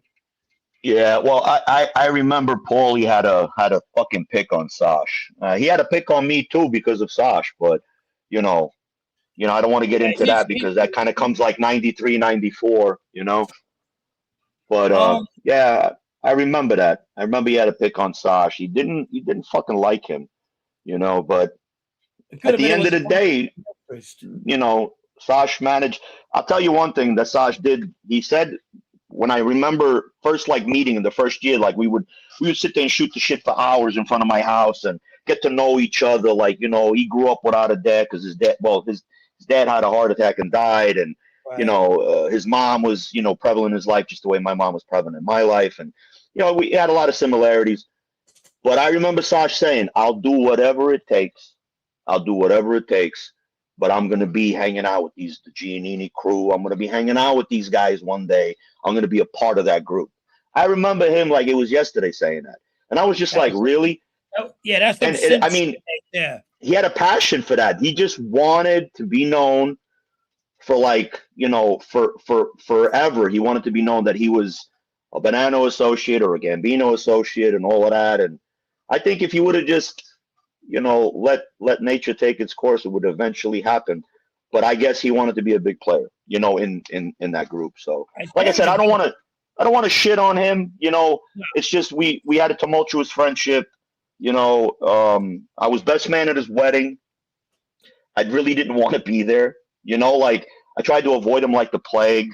When his wife got pregnant, I came to the hospital. I see him, made a stupid off-cuff remark like, hey, it's good when you're on steroids, right? And I was just like, what are you I've been working out fucking 15, 20 years. Like, I was always very lean, you know. Now I'm big because I've been training 30-some years now, you know. But he made that off-cuff remark, and I was just like, I wanted to go. I didn't want to invite him to my kid's christening, but my mom was like, come on, you know, you're the godfather, you know, you're the goodbye. Yeah, so I did. You know, I gave you some pictures that, you know, we were there together. But most of the pictures, do I look fucking like I'm happy, like I'm ecstatic in the picture? No. I didn't want to take the picture. I call that the boy band picture. Put that back, Brett. This one right here. What about this one? How about this one? The one before. Oh, okay. Right. So these guys, boy band. That's when we went. These guys you got up right now. These guys you got up right now. We that's the gayest picture I ever took. Yeah, I remember that night. The guy who was walking around, the guy that does the photography in Papagallos, and it's usually he's got a girl with him selling roses or whatever, and he comes over to like harass everybody for pictures. And I remember saying, "Hey Frank, can we take a picture?" You said, "Yeah, if you get me a Budweiser." And I remember getting you a Budweiser, and you're like, "And just keep them coming." And we took that picture. These are two guys that they're just hangers on. They're not really gangsters or nothing like that, but these are guys that I kind of grew up with, you know. I remember some of these guys in the pictures. Yeah, well, the guy that you see over here, like the picture you got up now, the guy on my right, he lives in the city. The other guy was my godfather and best man, but we no longer talk. We had a big, huge falling out. Gotcha.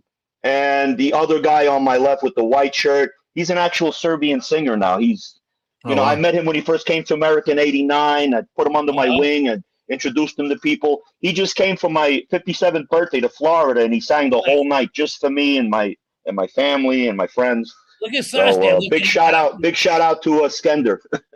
Is that picture he took before he told you wanted to be part of the Giannini crew, or after? That's after. That was after, because he was already full-fledged. He was already immersed. He was. If there's anything he could do for somebody that was Italian, he'd do it. He didn't care. He just really, you know, he was gung-ho. Like you said, he's a good schmoozer. And like you said, he was always one up. He was always like preparing, like, well, if Pedge won't do it, I got somebody else. But it was always, at the end of the day, because I spoke Romanian, because I spoke Serbian, he would always call me when it was like he wasn't sure about something. He'd be like, let me call my guy Pedge. And then I'd show up. I'll give you a quick story. Some Romanian guys were trying to sell his guy a fucking trailer full of cigarettes. So the guy, I see the pack on the table. It's not looking legit to me already, because I was selling cigarettes at the time. I was buying them from the Indian reservations, and it was an ongoing thing before Giuliani started with the fucking tax on your credit cards and all of that shit. So I was flying below the radar. I went over there, and he goes, check out this pack. So I get introduced to the guy. I open up the pack. I smell it. I see there's a fucking different color ring on it that doesn't belong. I light it. It doesn't taste right. And I told him in Serbian, I go, it's fakes. I said, they're dupes. They're not real fucking, they're Chinese. I go, they're those duty-free shits, you know? And he goes, come on, really? He goes, try smoke another one. I said, yo, dude, I'm telling you, they're fucking fake. Now I hear the Romanians at the table who are selling this guy the cigarettes. Well, he already gave him the money for the container. They're saying in Romanian how they're getting over and they're going to fuck this kid left and right. Then I said, yo, can I talk to you to the side? I didn't want Sash to hear. But Sash kind of made his way there. Whoa, what's going on? You know how he used to talk with his hands? Yeah. And then I was like, yo, these guys are fucking like legit saying they're fucking you guys. He goes, what do you mean? I go, they're speaking Romanian. I understand every fucking word they're saying. Just because they're speaking that correct from Bucharest, you know, I still understand it. It's like Italian and Sicilian. Sicilian's a little dirtier. You know, Italian is proper. It's the same shit. I understand it. You know, I understand the slang and the proper. So then I sat there, and he goes, I want you to say what you got to say in Romanian. So the kid's talking, and I said, until when are you going to say you're going to fuck this guy? Get up and fuck him in Romanian. The kid turned white. The other guys got up. Well, first words out of their mouth was, why didn't you say you were Romanian? I said, why have I got to say I'm Romanian? Well, we thought you were Serbian. I go, but I am. I'm half Serbian, half Romanian. I said, and you never know who you're going to fucking come across that speaks a fucking second, third, fourth, or fifth language. You know, like, really? You know? Sure. And this kid got screwed on the deal. Sash was pissed. And he goes, well, you see, my guy Pedge is legit, this and that. We got involved in some other business later on, but I just didn't like where Sash was going with it. And he was trying to, again, take the glory and whatever. And I just pulled the rug from under him and I left. And I said, I'm going to do it on my own. And I did it on my own. I didn't need any help. I asked him for help. But at the end of the day, you know, basically, if I'm asking you for $5 and you give me $4.50, it's not really helping me out. You know what I'm trying to say? Yeah. It's like, I need $5. Can you just give me the $5 and, you know? So he was always trying to undermine and whatever, but it is what it is. I'm telling you. Yeah. I didn't see Sash for a while. And I told you, he pops up with fucking him and Joe Galante pop up with Junior. Joe Galante Jr. pop up with Anthony Tapita. So yeah, walking in like they fucking, I go, what, you got new recruits? And he looks at me, he goes, yeah, I know everybody tells me I got the new Donnie Brasco. He's talking about Sash at the time. So he's basically telling him, I don't give a fuck. I'm about to get picked up anyway. So what the fuck I got? But I wasn't even making that fucking quote. I was like, well, they were saying around that time, like people were mulling about and saying like, you know, Sasha's no good. Then they were saying, you know, fucking Steve is no good. You know, fucking Spider. Now I'm going to tell you, I know Spider's no good. Spider's no good because, like you said, that whole fucking shit with Sherry in the other show, the last show you just did. So, you know, he's fucking, you know, he's piping his fucking chick and he's trying to put the blame on fucking me to take the heat off of him. Meanwhile, Sash knew all the fucking long. You know, Sash knew. Yeah. I think, you know what, as much as Sasha was with her, I think he was hanging her out like for connects because, you know, Sherry was like messing around time to time with Paulie Ragusa. Paulie would just show up in the diner, pick her up, and take her. You know what I mean? Like she had. Paul had 6 girls, so it wasn't like, you know. I know. Yeah, it's not. I'm not saying he was.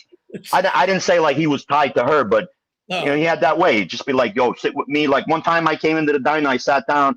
We came from a club, and she sat next to us, and all of a sudden Paulie just comes over. He goes, "Hey, what's up?" And I'm like, "Oh, this is not going to go good." And he just goes, "Come on, Sherry, sit with us." And he goes, "You don't mind, right, Yugo?" And I'm like, "No." Like, what are you gonna fucking say? There's 12 fucking guys in the back. What am I gonna say? He was just a dick like that.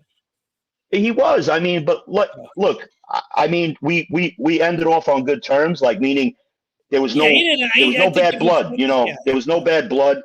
You know, but like, I mean, I could, like I said, once this series goes and you need me for another year or whatever, I'll tell another story, and I don't want to get too far ahead. We definitely. Let me get you a couple questions, Pedge. I got a couple questions. I got one more photo. I got another photo though. We'll get to some questions. Go right ahead. What's going on over here? What are you doing? What is this? What is this? That was when the war popped off. That was 90. End of 92, 93. Okay, that's a good photo. So the war was already knee deep. My dad's from Bosnia, so basically at that time, you know, I had that in the trunk. I had a 9mm, a Beretta 92F 19 shot, and then I had a 25 throwaway that I would keep ankle holstered. Everybody that I was hanging out with were all carrying guns. Everybody. You know, it was just a time where put up or shut up. So meaning you carrying a gun, you're going to have to use it, or you're going to just fucking sit there and show people that you're carrying a gun. And that's where I started to get really, really bad in the clubs where I used to drink cognac. They'd get obliterated on cognac. I'd fucking shoot the place up. The owner would get paid damages. I'd be like, I'll be back tomorrow with $3,000. Here you go. But I owned the place, like every Yugoslavian place, except in Sal's at Vox. But I used to come up to Sal and be like, I'm going to shoot at the end of the night. And Sal would be like, all right, do what you got to do, but open the door, shoot, and pick up your shells, and then we'll pull the gate down, and when the cops come, you know. So, you know, a few times I did that, but one time I kind of like, fuck him. Like, I told Sal, fuck this guy. I just went, two, and I just was like, you pick up the fucking shells, you know. I got in my car and I took off, and he's over there picking up the shells, going, Pedge, I'm gonna fuck you next time I see you, this and that. But Sal was cool like that. Sal used to let, like, this was an Albanian guy, Ember, used to come and hang out there. And I don't know if you remember Sammy with the long blonde hair. He shot himself in the ass. When I fucked up, he told me he's I gonna think get that's yeah. He shot himself in the ass. My brother from Estonia. I said, "Go fuck yourself." Yeah. So I mean, look, it was crazy. It was crazy, dude. It was crazy. It was crazy times, man. And it's like, like like I said before, I want to thank you for giving me my shot. That you told me, Pedge, go tell my story, and I went on Michael Scott Hollish, the Reform Report, and I told your story, and I did it with such fucking pizzazz and jokiness, that people like that. And I'm a good storyteller, like meaning I'm not telling bullshit stories, but I put a little spin on it. I make it a little more fun than it was, or I bring a little humor to it.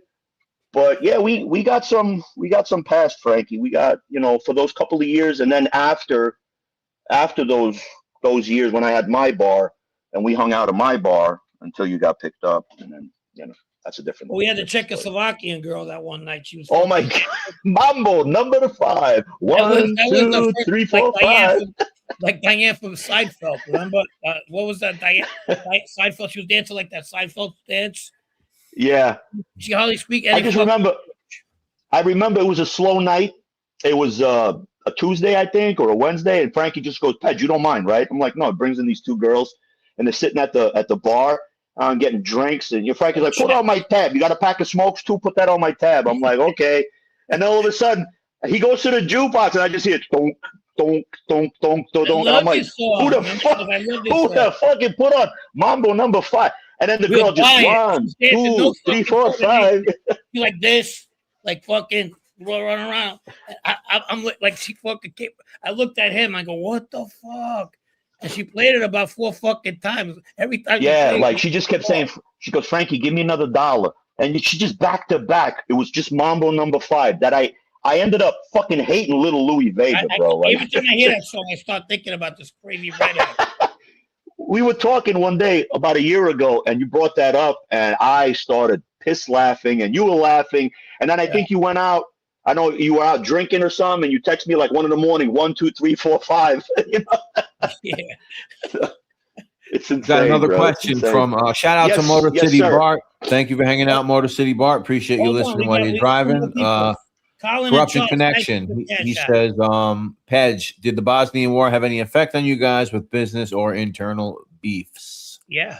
With Sasha, none whatsoever. Sash was more of what's the word? Like I'm trying to find the right word for it. He was a capitalist. He didn't care. Yeah, he didn't give a flying fuck. There was no loyalty. If he was around Serbs, I'm Serbian. 3 fingers. He's ready to go. If he's around Croatians, hey, I'm from Yugoslavia. Like that was his thing. Money's green. With me, on the other hand, like I knew guys prior to the war, but shit started shifting. Like the Albanians, that was done. Once that shit popped off in Kosovo, it was like they were cool with me, but like to an extreme. Like it would be like, yeah, we really don't want to do dirt with you because we're putting money in your pocket, But then it was like the Dead Eyes and the Militsais, and they're still cool. They were about money and respect. We kind of grew up together in a way, like from like the teens. They were cool. But in the Bosnian Muslim community, that was, dude. When the war popped off, I was hanging out with a different clique of people that were basically just wanting to stir shit up. And we kind of like got together and formed this like little 8-man crew. And we started going through a story of wrecking places, meaning we'd go to Croatian places, Bosnian Muslim place. We would wreck places and we dare people to come to us. Got to the point that they actually came to the Serbian club in Ridgewood looking for me because they just knew Pedge with the tats, Pedge tattoo, Pedge with the tat. Because there was like a couple of Pedges and, everybody has a different nickname. So I was Pedge tattoo because I was one of the first ones to get tattooed and I'm all fucking completely covered now. And it got bad, bro. I had to go like into hiding. I had to go back, overseas. And I did, but then I came back and I got caught one time in a bar somewhere and somebody who knew me before the war. And then they figured, let's test his, spirit and see what he's about. I got hands thrown on me. I took a fucking lump, shot one guy, but I took a good beating that day. Everybody did. Everybody did. Yeah. But at the end of the day, that's where I started getting like notorious for shooting at people. Like I used to always say I shoot in the ass because whenever you sit down, you're going to remember me forever. that's what I ended up doing. And a lot of people in the Serbian, Yugoslavian community heard about that.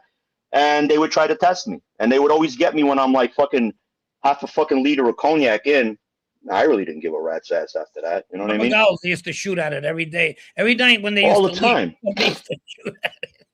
Yeah, you scared the shit out of Emil that one time. You just you're like, Pedge, you got your gun? Yeah, I just handed it to you. You're just like, he started shooting at the fucking bouncers. I was like, Frankie, really? Shut up. I got this under control. That was Frankie's joke. Like, he would do something crazy out of pocket like that, and then he'd be like, hey, you see the guy's face? Like, no, he made me James Cagney, bro. He does that shit all the time. Look, Brett, one time I got these 3-inch mortars, the fireworks. Yeah. And that's another reason Sash didn't like me. Whatever was laying around, I took. So there was a box, you did. There was fireworks. So we got a whole bunch of these fucking mortars and we went to fucking Chinatown. And this is pre-9/11, of course. I'm throwing them over, lighting them up in the fucking car and throwing them over like this. Yeah. Right on the bridge, like, you know, go. Yeah, I remember that. I remember that. Sash got some fireworks or some shit. He had them behind the counter. I remember that.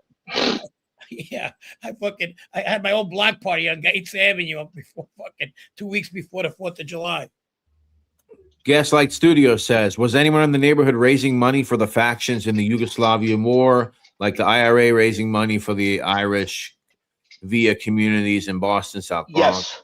Yes. We used to have fundraisers at the Serbian club. We'd have actual paramilitary units that would come in, hit, do the rounds, hit New York, Chicago, Ohio, Arizona, Vegas, California, Toronto. They would go around and collect, and and people would get $50, $100, whatever. But a notorious guy in the neighborhood, he was an ex-Ranger. His name was Steve Yelich. Hardcore to the balls. When the war popped off, he went because he was working for the CIA doing jobs, like he was in Nicaragua. He was here. They would tell us war stories. And he just was like, I'm going to fight for my country. And he basically, mustered up money. He went into the city. He talked to Bosco. He talked to fucking Mr. Stan. Who's like for the cause. I only need 36 guys. I could already get a group ready from back home. And he got Motorola's. He got uniforms. He bought shit through Bosco's connection in Serbia. They bought weapons, everything. They were arms smuggling. And this guy went back, and he basically made his own group called the White Eagles. And 36 guys grew to 72. I think they got as high as 100. And I've seen pictures. I believe this guy 100%. He actually infiltrated Sarajevo airport while the president Tudjman of Bosnia was on a platform speaking, and he's over there throwing up gang symbols like all camoed out, the face paint in front of a Yugoslavian Airlines transport fucking thing. He's just like 7 of his guys just infiltrated behind enemy lines is there. He could have took this guy out, but he just did that as a joke. I've seen these pictures. I was overseas while he was there. We kind of connected. I don't want to dig a hole for myself, but he passed away of a heart attack. God rest his soul. He saved my life once, and that's all I'm gonna say over there. But as with any group, the Albanians, when the shit popped off in Kosovo, man, I remember seeing on the news there were volunteers lining up to get on the bus to go to the airport to go back home. They were doing like they sprinted away from the Pink Panthers from doing jewelry heists and this and that. They got away from the Serbs. They started doing it on their own, and they would take all that money and send it to the KLA front in Kosovo. So it was prevalent in every community, in the Croatian community, in the Bosnian community, in the Serbian community. I got to know some serious people. I got to meet Radovan Karadzic here through that guy Steve. He called me up and says, come to the embassy. I want you to meet somebody. And he introduced me like I was a fighter, like a freedom fighter. He goes, this is one of our heroes, and he goes, we need more people like you, fighting for the cause. Because I went to every demonstration. I used to get busloads of people. I would organize. I'd go to Washington. I'd go, I have a lot of, I had a lot of pictures of shit that was the UN was doing. And then they paid a visit to my house. The feds came and were like, what are you doing? You need to relax. And I'm like, well, what do you need? you're not a legal citizen, you're fucking naturalized. We could always pull that shit and deport you. So that was my wake up call to say, well, if you didn't get me on crimes, you're gonna get me on this shit. I'm like, so I stopped doing it. Stopped going to the demonstrations. Yeah, doesn't get you anywhere any which way. Doug Ross is asking about the family, the Jew-like. The daughter was the WBC champion. The woman was boxing. Her father, Big Mike. I worked for him. I don't know how to pronounce it. The Jew-like. Yelena. No, it's I don't know. I'm thinking maybe it could be Juliach. I haven't. I'm gonna be honest. I haven't heard of her. Jokic. Building. Jokic. Jokic. Julake. I can tell you this much: there's a lot of Serbian fighters in the MMA that are coming out now that are just. I think a couple of them got signed with the UFC. They're gonna, I think one of them is Alexander Ristic. He's coming out. It's just between basketball, tennis, all kinds of sport. It's an insane asylum. What's coming out of Serbia today? It's like the amount of talent that's coming out is just fucking insane. Jokic, he's fucking awesome. Yeah, he's crazy, man. He's I love him. He's a beast. 3-pointers, bro. It's like you see the one where the guy fouled him and he just like grabbed him by the shirt and gave him those evil eyes. Yes. I love Jokic. Yeah. It's crazy. Anybody have any other questions about the street or Detroit anything says, you guys want to know? Detroit City says, my father traveled the planet because we had freedom. Long live Tito. Yeah, well, fuck Tito. I'm not a big Tito fan. Because I'll tell you why. I'm gonna knock it in a nutshell. Tito let you travel the world and everything because he didn't fucking care. He didn't want you there. If you weren't a cog in his fucking, whatever, his machinery, get out. My mom said the same thing. Oh, Tito let us come to America. I said, because he didn't want our bullshit there. That's why. I said, but yet, Tito did really good things. He took the American money. He built, in each republic, he built a different type of thing. One was for medicine. One was for, let's say, chocolates and confectionaries. The other one was like warehouses, or not warehouses, like automobile plants. They made Pumas back in Yugoslavia back in the day. Yeah. A lot of shit was coming out of Yugoslavia. It was a great pipe dream. Do you know why that war whole started? Not because they wanted to break up Yugoslavia. They wanted to take that national debt and squeeze it down to each individual party so they could, pick it up, pay it, and adios. Bring a NATO base in. We'll forgive you on that, what you owe. So it is what it is. I did a lot of reading when I was growing up, and I never liked Tito. I didn't like what he did. And I have problems in my family because my grandfather was a partisan, and my dad took me to his grave, and I refused to. I spit on his grave. I was just like, he's a communist. Fuck that. I'm like, I'm not about that. One of my favorite movies of all time is Underground. Yeah. It's a good. That's a very good. Emir Kusturica. He's a really great director and producer. He does these great you come away from that movie, even if you can watch it in subtitles, you come away from that movie like it just shows you how they could mask it and make you think living underground, there's a war and this and that. Meanwhile, life has gone on. The countries broke up, everything. It's a good film. It's a good flick. If anybody can get it with English subtitles, check it out. It's funny as shit because you get to see Serb mentality. You get to see Serbs when they get drunk at their best, It's about this couple who fucking the war is over, the World War II. So they make them go underground and hide until the war is still going on. And they got to build arms for the war that's still going, like World War II, 1960, 70. So they build arms and stuff and they keep them underground. But they're selling arms to other wars that are going on. And they play with these people's minds. You understand? It's pretty good. Let's get a couple more questions. So Francisco the Bull Horner wants to know if you knew Gene Borello at all. Never. I do think that Gene Borello was riding shotgun when I had a problem with Mike Antonucci. It kind of like if you place the time, it's right around that time. Gene Borello was really young. I can't really sit there and say he was definitely riding shotgun. All I know that I told Frankie the story. Mike Antonucci got out of jail. He came to muscle me at the bar. Meanwhile, I was with a different family.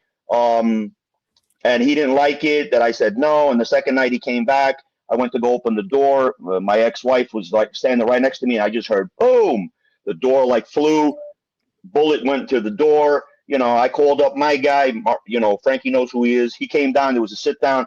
And then, you know, Mike Antonucci just, you know, rallying. I didn't do nothing. He's fucking crazy. You know me. I'm a man of respect. I just was like, bullshit, bro. I saw you with my own two eyes, man. Right. I saw you in the car driving away. From what I heard on the street, it was a bunch of cowboys from Howard Beach. Could have been Borello in that mix. I don't know. I've never met Borello other than that. I really never heard of him. I'm gonna be honest. I was living in Jersey for a bit, so I mean I'm a little bit out of the loop. Yeah, I don't think so. Mike was off the streets long time ago. It got way before Gene was even in action. Gene was probably 13, 14 before Mike got taken out. Mike got taken out in the 90s. You sure it was Mike or David? No, Mike came and did that because Mike was gutted. Yeah, he was all gutted up because I remember him pulling his shirt up in front of what's his name. But David came to me after to apologize and said, I'm going to be here every day to make sure my brother. David was, David was really cool. He was respectful to my mom. He says, you know, Senora, I'm sorry. This is not going to happen again. My brother's not going to make no more problems. You know, because my mom knew how I was. I was just like, I'm going to go look for this guy. I'm going to go to jail. I'm going to fucking kill him. You know, it's like, why? Because I have a bar. I did everything correct. I got one family in for the machines, and then the building was owned by a different family. I'm protected. I'm paying rent. Like, why do I got to give now fucking protection money to another family? Like, that's just strong arming, you know. And then I had another guy from the neighborhood try to strong arm me too when he ran to fucking Bobby Glasses. Pedge asked me to be a partner, and now he doesn't want to, you know, honor his debt. What honor my debt? I said, you got 2 weeks. If I'm not making the money I think I'm going to make, you're not involved in my business no more.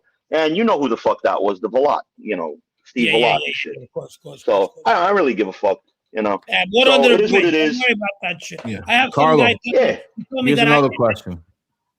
Let's get one more question. Carlos says, question for Pedge. I've heard both legitimate and street people from Serbia say there's a special work ethic that Serbians have. There's a word for it. I can't remember. Punch talks about it in interviews. Enot. That's the word. Enot. Oh, you used it before. Yeah, you used it before. Yeah. Enot is just basically, it's not, I don't know how to explain it. It's more of a feeling. It's like when you're doing something like on purpose, like if somebody, in spite of, there you go. My fiance said it, in spite. So it's like, don't tell me I can't work 2 jobs and I can't make something of myself. In spite of what you said, I'm going to fucking prove you wrong and I'm going to do it. That is an integral part of everybody in the Balkans, but predominantly Serbs have that word. Enot. Macedonians have that word. You know, Bosnians have that word. It's something that kind of sets us apart. Like, you know, if let's say I was to go shopping, I could run into I could know if he's Serbian. I could look straight at him. I could be like, is he somebody I got to worry about? Was he somebody who can get his hands dirty, or is he just a regular Joe, 9 to 5? I could tell that right away. I'm always looking to see who the guy can handle himself and whatever. And since I've been here to Florida, I've met a lot of guys that take care of themselves, and they see that on me too. And there's like a mutual respect. And you know, they kind of ask me like, so, you know, what are you into? And I'm like, nothing. Where'd you come from? Like, New York. These motherfuckers already called up New York and asked all the Bosnian community and whoever, who's this guy Pedge Tattoos? Oh yeah, he's one to be, you know, don't fuck with him, and you know, leave him be. If he's just doing his thing, let him do his thing. He's not muscling anybody's territory, you know. Because I got caught in the bathroom one time in a Yugoslavian place, and these guys were like, "So what are you doing here? You know, you're all tatted up. You know, the only guys that are tatted up are like gangsters." I'm like, "Yeah," and the guy thought I was trying to like move in on his territory, and I said, "My man, I'm retired." There's a lot of that shit going on, but there was a lot more drinking going on in the Eastern European. A lot of drinking, a lot of Eastern European circles than there is in the Italian circles. And that's why I like to hang out with you guys. So somebody asked, did I ever run into John Alite? Yes, I did. I don't know if you want me to tell the story. Yes, I did. Go ahead. Tell the story for sure. Yes, I did. I was there when he fucking took a shot at the bouncers. So I don't want to change the story, but I was there and I didn't see any. Don't get me wrong, he had a reputation in the street. He was who he was. But for me, he's a little fruity because he had that little cravat around his neck. I don't know if Frankie remembers. They used to come around. He used to have that little handkerchief around his neck, like a cravat with the shirt open. I thought that was like so fucking, like the old wrestler, like the model. Remember the model? To me, that was like so fucking Fogine, like I was just like, nah. But he came into that one bar. I saw there was a skirmish at the door. Some words were being exchanged. I'm sitting at the bar, and I just, as I turned around, like your attention draws to it, I just saw him pop, pop, pop, pop, like kind of like throwing the gun like this. It wasn't aiming. He was just aiming at a crowd. Yeah, he fucking ended up getting a fucking bouncer. You know what I'm saying? It is what it is. But, was he good with his hands? Listen, was he good with his hands? Yeah, I heard a bunch of stories, where, yeah, he was, he was a fucking scrapper. Yeah, I'm not going to sit there and say he wasn't. Did I meet him personally like a hi and goodbye? No, but when I had this issue with John Jr., he was at the fucking sit down, and that guy just put his eyes on me and was like I could tell he was saying, one day we're going to meet again and I'm going to fuck you 2 ways from Sunday. But I had Bosco, step in for me on that deal because me and Junior just had like a really big falling out. He was trying to fuck me on these cars and I wasn't having it. And at the end of the day, I took the deal and walked away. But I said, there's not going to be ever any business between us. Senior didn't like that, but Bosco goes, yo, it's done. What's done is done. This deal was made behind his back. But Alite was there. Alite didn't like the shit out of me, didn't like me whatsoever. I could just tell, like, I was going to have issues. And then I heard that, Howard Beach, like, was looking, like, to come to Ridgewood, to, like, look for me, for my guys, because I was kind of, like, estranged from Sasha at that time. I was doing my own thing. But I took on one of his guys from the crew, and that guy's the one to fuck me in the whole deal. Went and made a deal behind my back for a set amount of price that I wasn't going to get rid of a car for $4,200 when I was getting $5,000 all day. You know what I mean? Like, it is what it is. So well, there you go. We're almost at time. Yeah, Pedge, listen, man, I really appreciate you coming on. I mean, of course. No, thank you for having me, man. I love working you telling in the stories and stuff, man. Yeah. Whenever you guys get to wherever you need and you need we'll me be to, there soon. We'll be there soon. We're working you into the series. We're finally learning about these other guys who are ethnically different than Frank and his friends for the most part. And we're finally, you guys are working yourselves in. We're starting to learn more about you guys.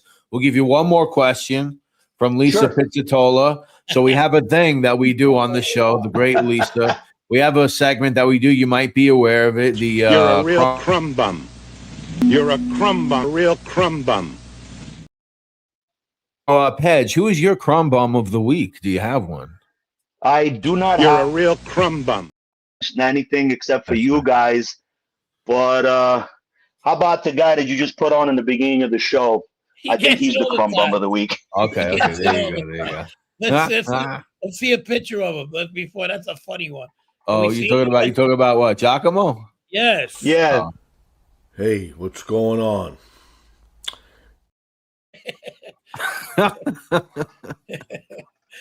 Hey, Bebo, give me a coffee. He's a crumb bum. He's fugazis. Freaking, shooting the shit with you guys.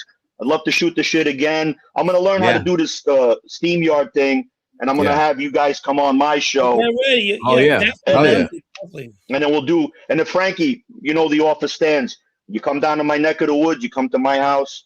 I appreciate it. And we'll do like a full 2 hours. I'm going to ask you questions that nobody really asks because me and you were friends and we were, thick as thieves at one point. So I'm going to ask some other kind of questions. But I want you to get your Ridgewood series out of the way so it doesn't interfere. My shit doesn't interfere with yours. I'm going to look you up for sure. So Definite, bro. Yep.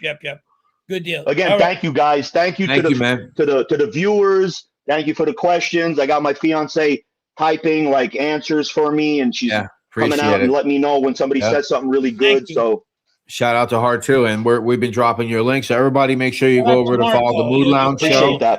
Check out Pedge and his son, which it's really awesome. I think I said that last time. Frank said it before. It's really cool that you could do that with your son. I mean, it's really cool. Yeah.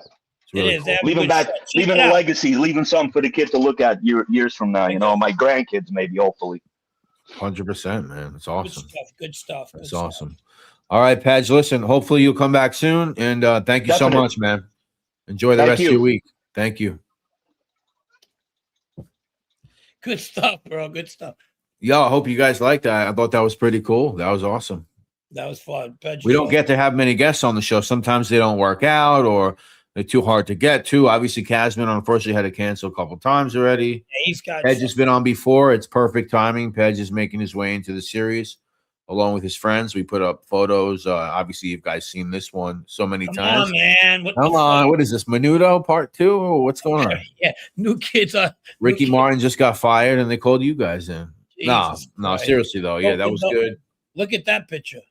This one we didn't bring up. We could have asked about this, but maybe we'll talk about this next time. Buys that eventually buys that cafe. Oh, is that what it is? What street was this on? On Myrtle Avenue. Cafe Stella de Norte. Wow, cool. And Woodhaven, at least I can't go to Queens no more if you're listening, but you got a membership. I don't know how that works. Hey Brett, what is the orange sign behind you that says John Gotti? Oh, that thing. Yeah, that's what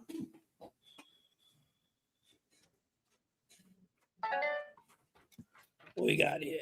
This is there you go.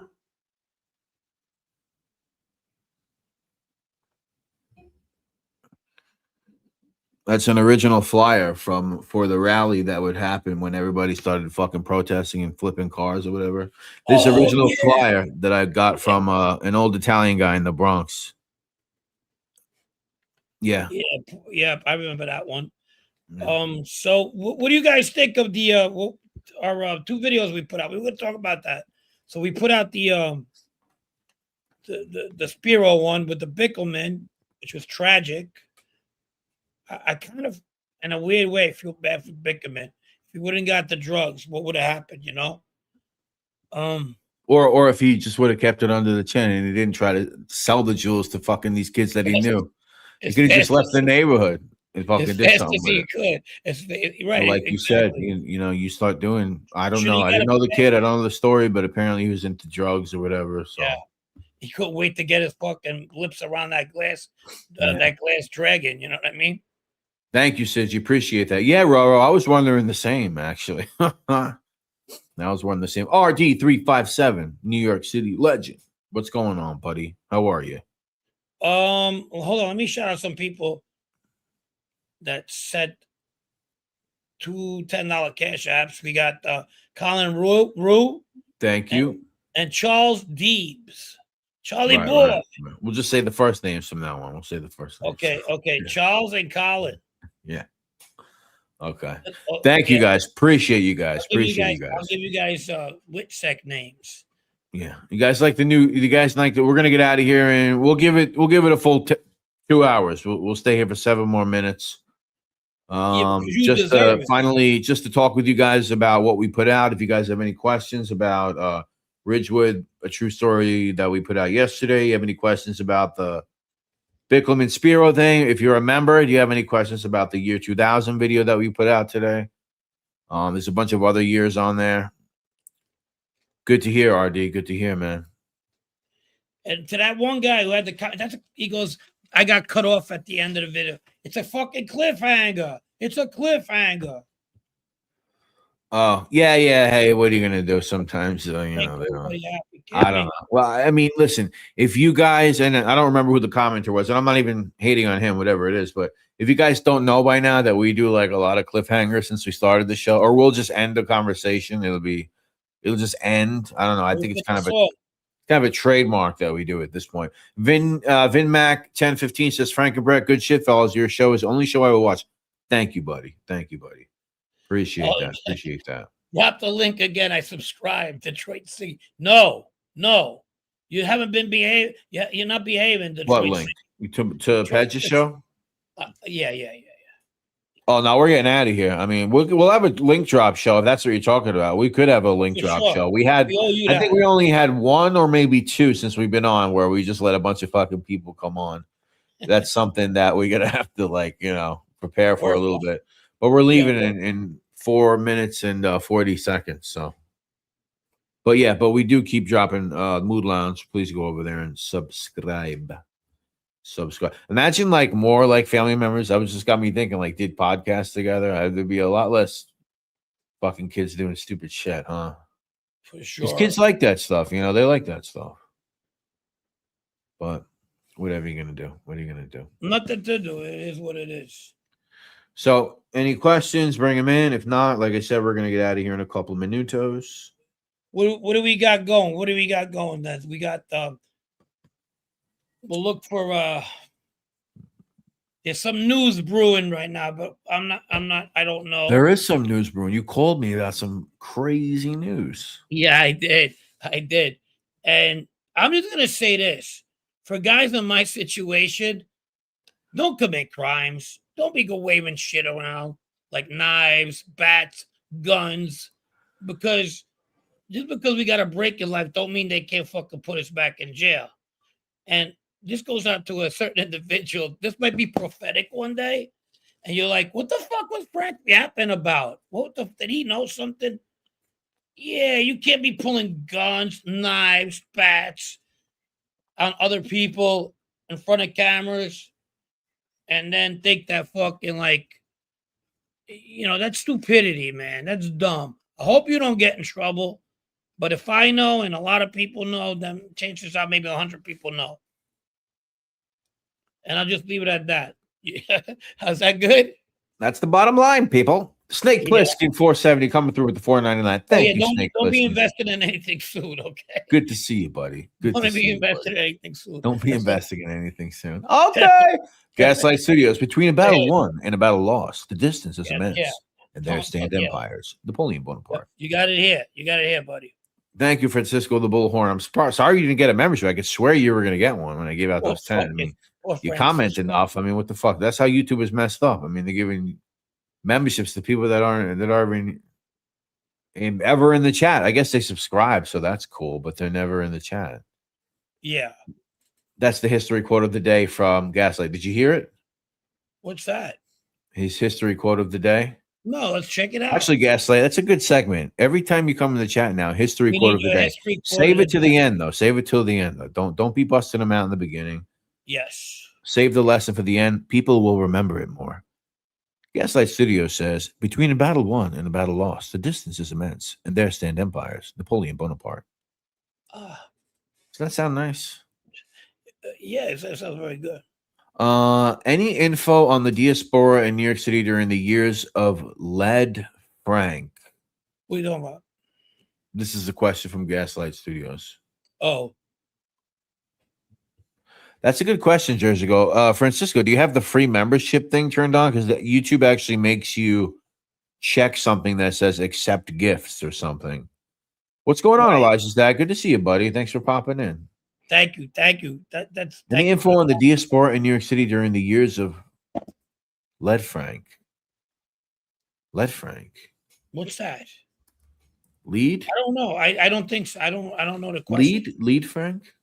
Lead. Gaslight, what the fuck are you talking about? I don't know. Obviously, Carlo Cotonio knows what he's talking about, but I'm not. He's a smart guy. I'm not. I'm a dumbo.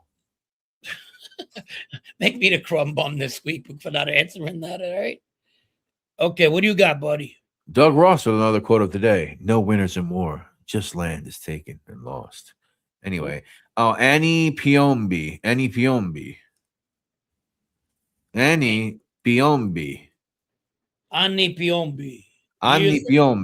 The years of lead were a period of social and political turmoil in Italy that lasted from the late 60s to the early 80s.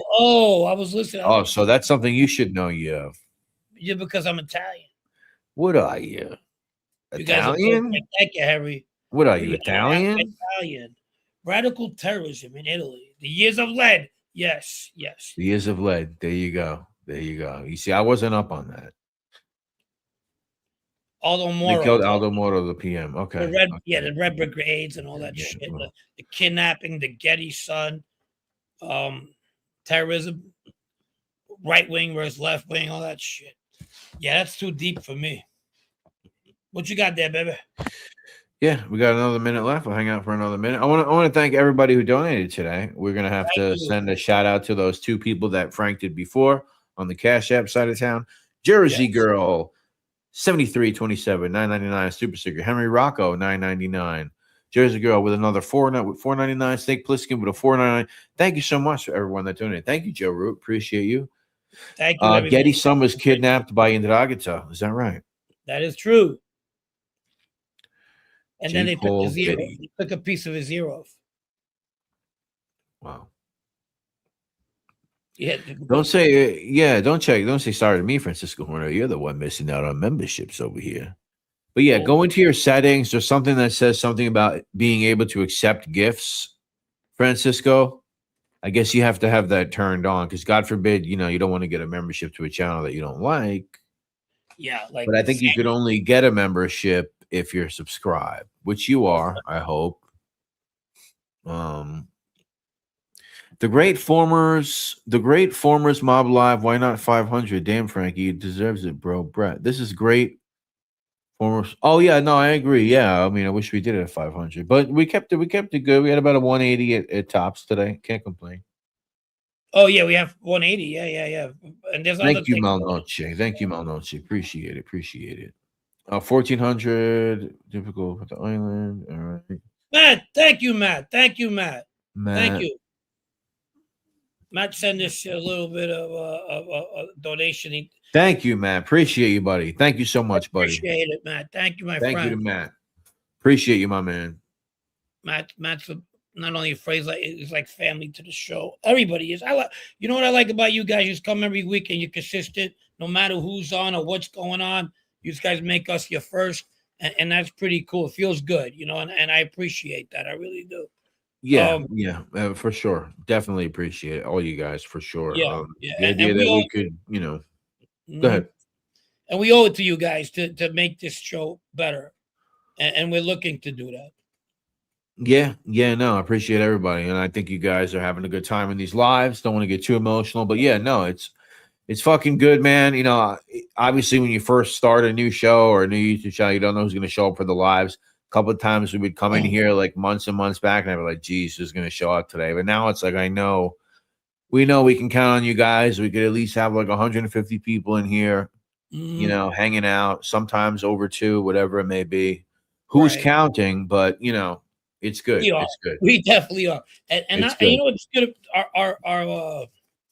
Our lives, our views after we have gotten anything but 3,000 and over. So that's our lives are great. Our lives are great. People like the lives. I think they want us to come on every night or something. What the hell you guys want from us, huh? Every night? That'd be great. If we could do that, I would definitely do it. No, if you had to be honest, if there was a nightly show, I mean, and every show was like 3,000 to 5,000 views a show, I mean, I'll take it to start. I mean, it looks like that's what we could do, but I don't know. Thank you, Carlo. Thank you, Doug Ross, Henry Rocco, Francisco Horn. No, we got something good. I have a lot of fun doing this. This is great.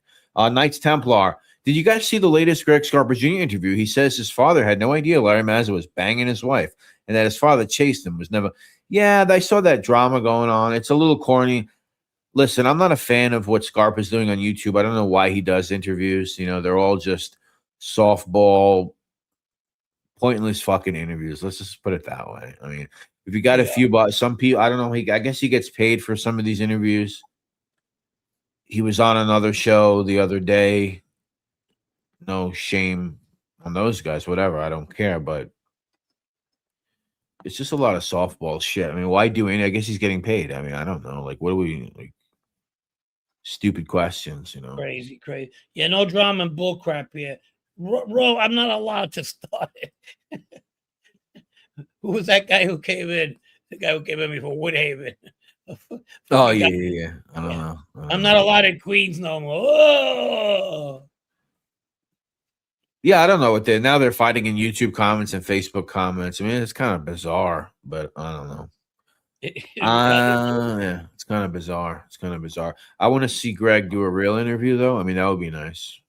Whatever time he has left on Earth, maybe do a real interview. That would be nice.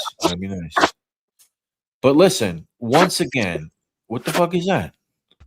What's that? What was that noise? That was me on my computer. We scratching a record or something? Oh yeah, did you hear that? Hold on, dude. You heard it? Nah, you're out of juice, buddy. Sorry, you're out of juice. Hey, what's going on? Looks like he just woke up. like, yeah, I gotta do this again. I gotta go talk to my populace. Oh my god. He's like the king of France, 1708. The king of France. Yeah, I mean, he looks like a Saint Bernard. You ever seen a Saint Bernard? I mean, that's what he looks like. You ever seen Beethoven? You know, Beethoven with the. Hey, what's going on? Fucking watching that media. Jocko ASMR. Fuck, he looks like a Saint Bernard. It looks like they slapped a wig on a Saint Bernard. Yeah. Gaslight says, glad there wasn't any chat problems. That's been happening on other streams from others. Yeah, I've been having a lot of StreamYard chat problems, but I'm not today. So that's good. I'm not today. Wow. How many people we still got in the house? We got 127 people. I think we're going to have a minute. BT, Jersey Girl, thanks. Yes. Turn on the memberships. Turn on Jeff A. Grande. Jeff Grande, were you the one that left that scant comment earlier? Was that you? Or was that someone else? Maybe it was somebody else. I'm sorry. All right. It was our pleasure at the Moon Lounge. Frank Interlester. I know they lost the Derby. Come on. Somebody was laughing at you before for being what is that Scottish team? The Hearts? The Hearts. Yeah, I'm a Heart fan. Scant comment, Jeff Grande. I don't think it was you. It might have been somebody else. You would know what I'm talking about right away if it was you, but I don't think it was. Or maybe it was. He also downplays his father's violence and now says his father wasn't informing. And he was, I mean, I don't know, dude. Yeah. Sure. Yeah. Sure he wasn't. Well, the problem is, and I think, well, I'm not going to say it. The problem is, I mean, there's a lot of things that he's done that I don't know if he could talk about. I don't think he can talk about it, but I don't know. But hopefully he's going to get something soon. You know, you never know. Oh, yeah. So who's your crumb bum, Frank? Before we go, we got to do that, and then we'll leave. My crumb bum this week is I don't know. The guy who fired the Homeland Security chick. She's hot. Who, Christine? She got fired, right? Yeah, she got fired, but I heard she was fucking giving up. Well, who fired her? Donald Trump. Didn't he fire? Yeah.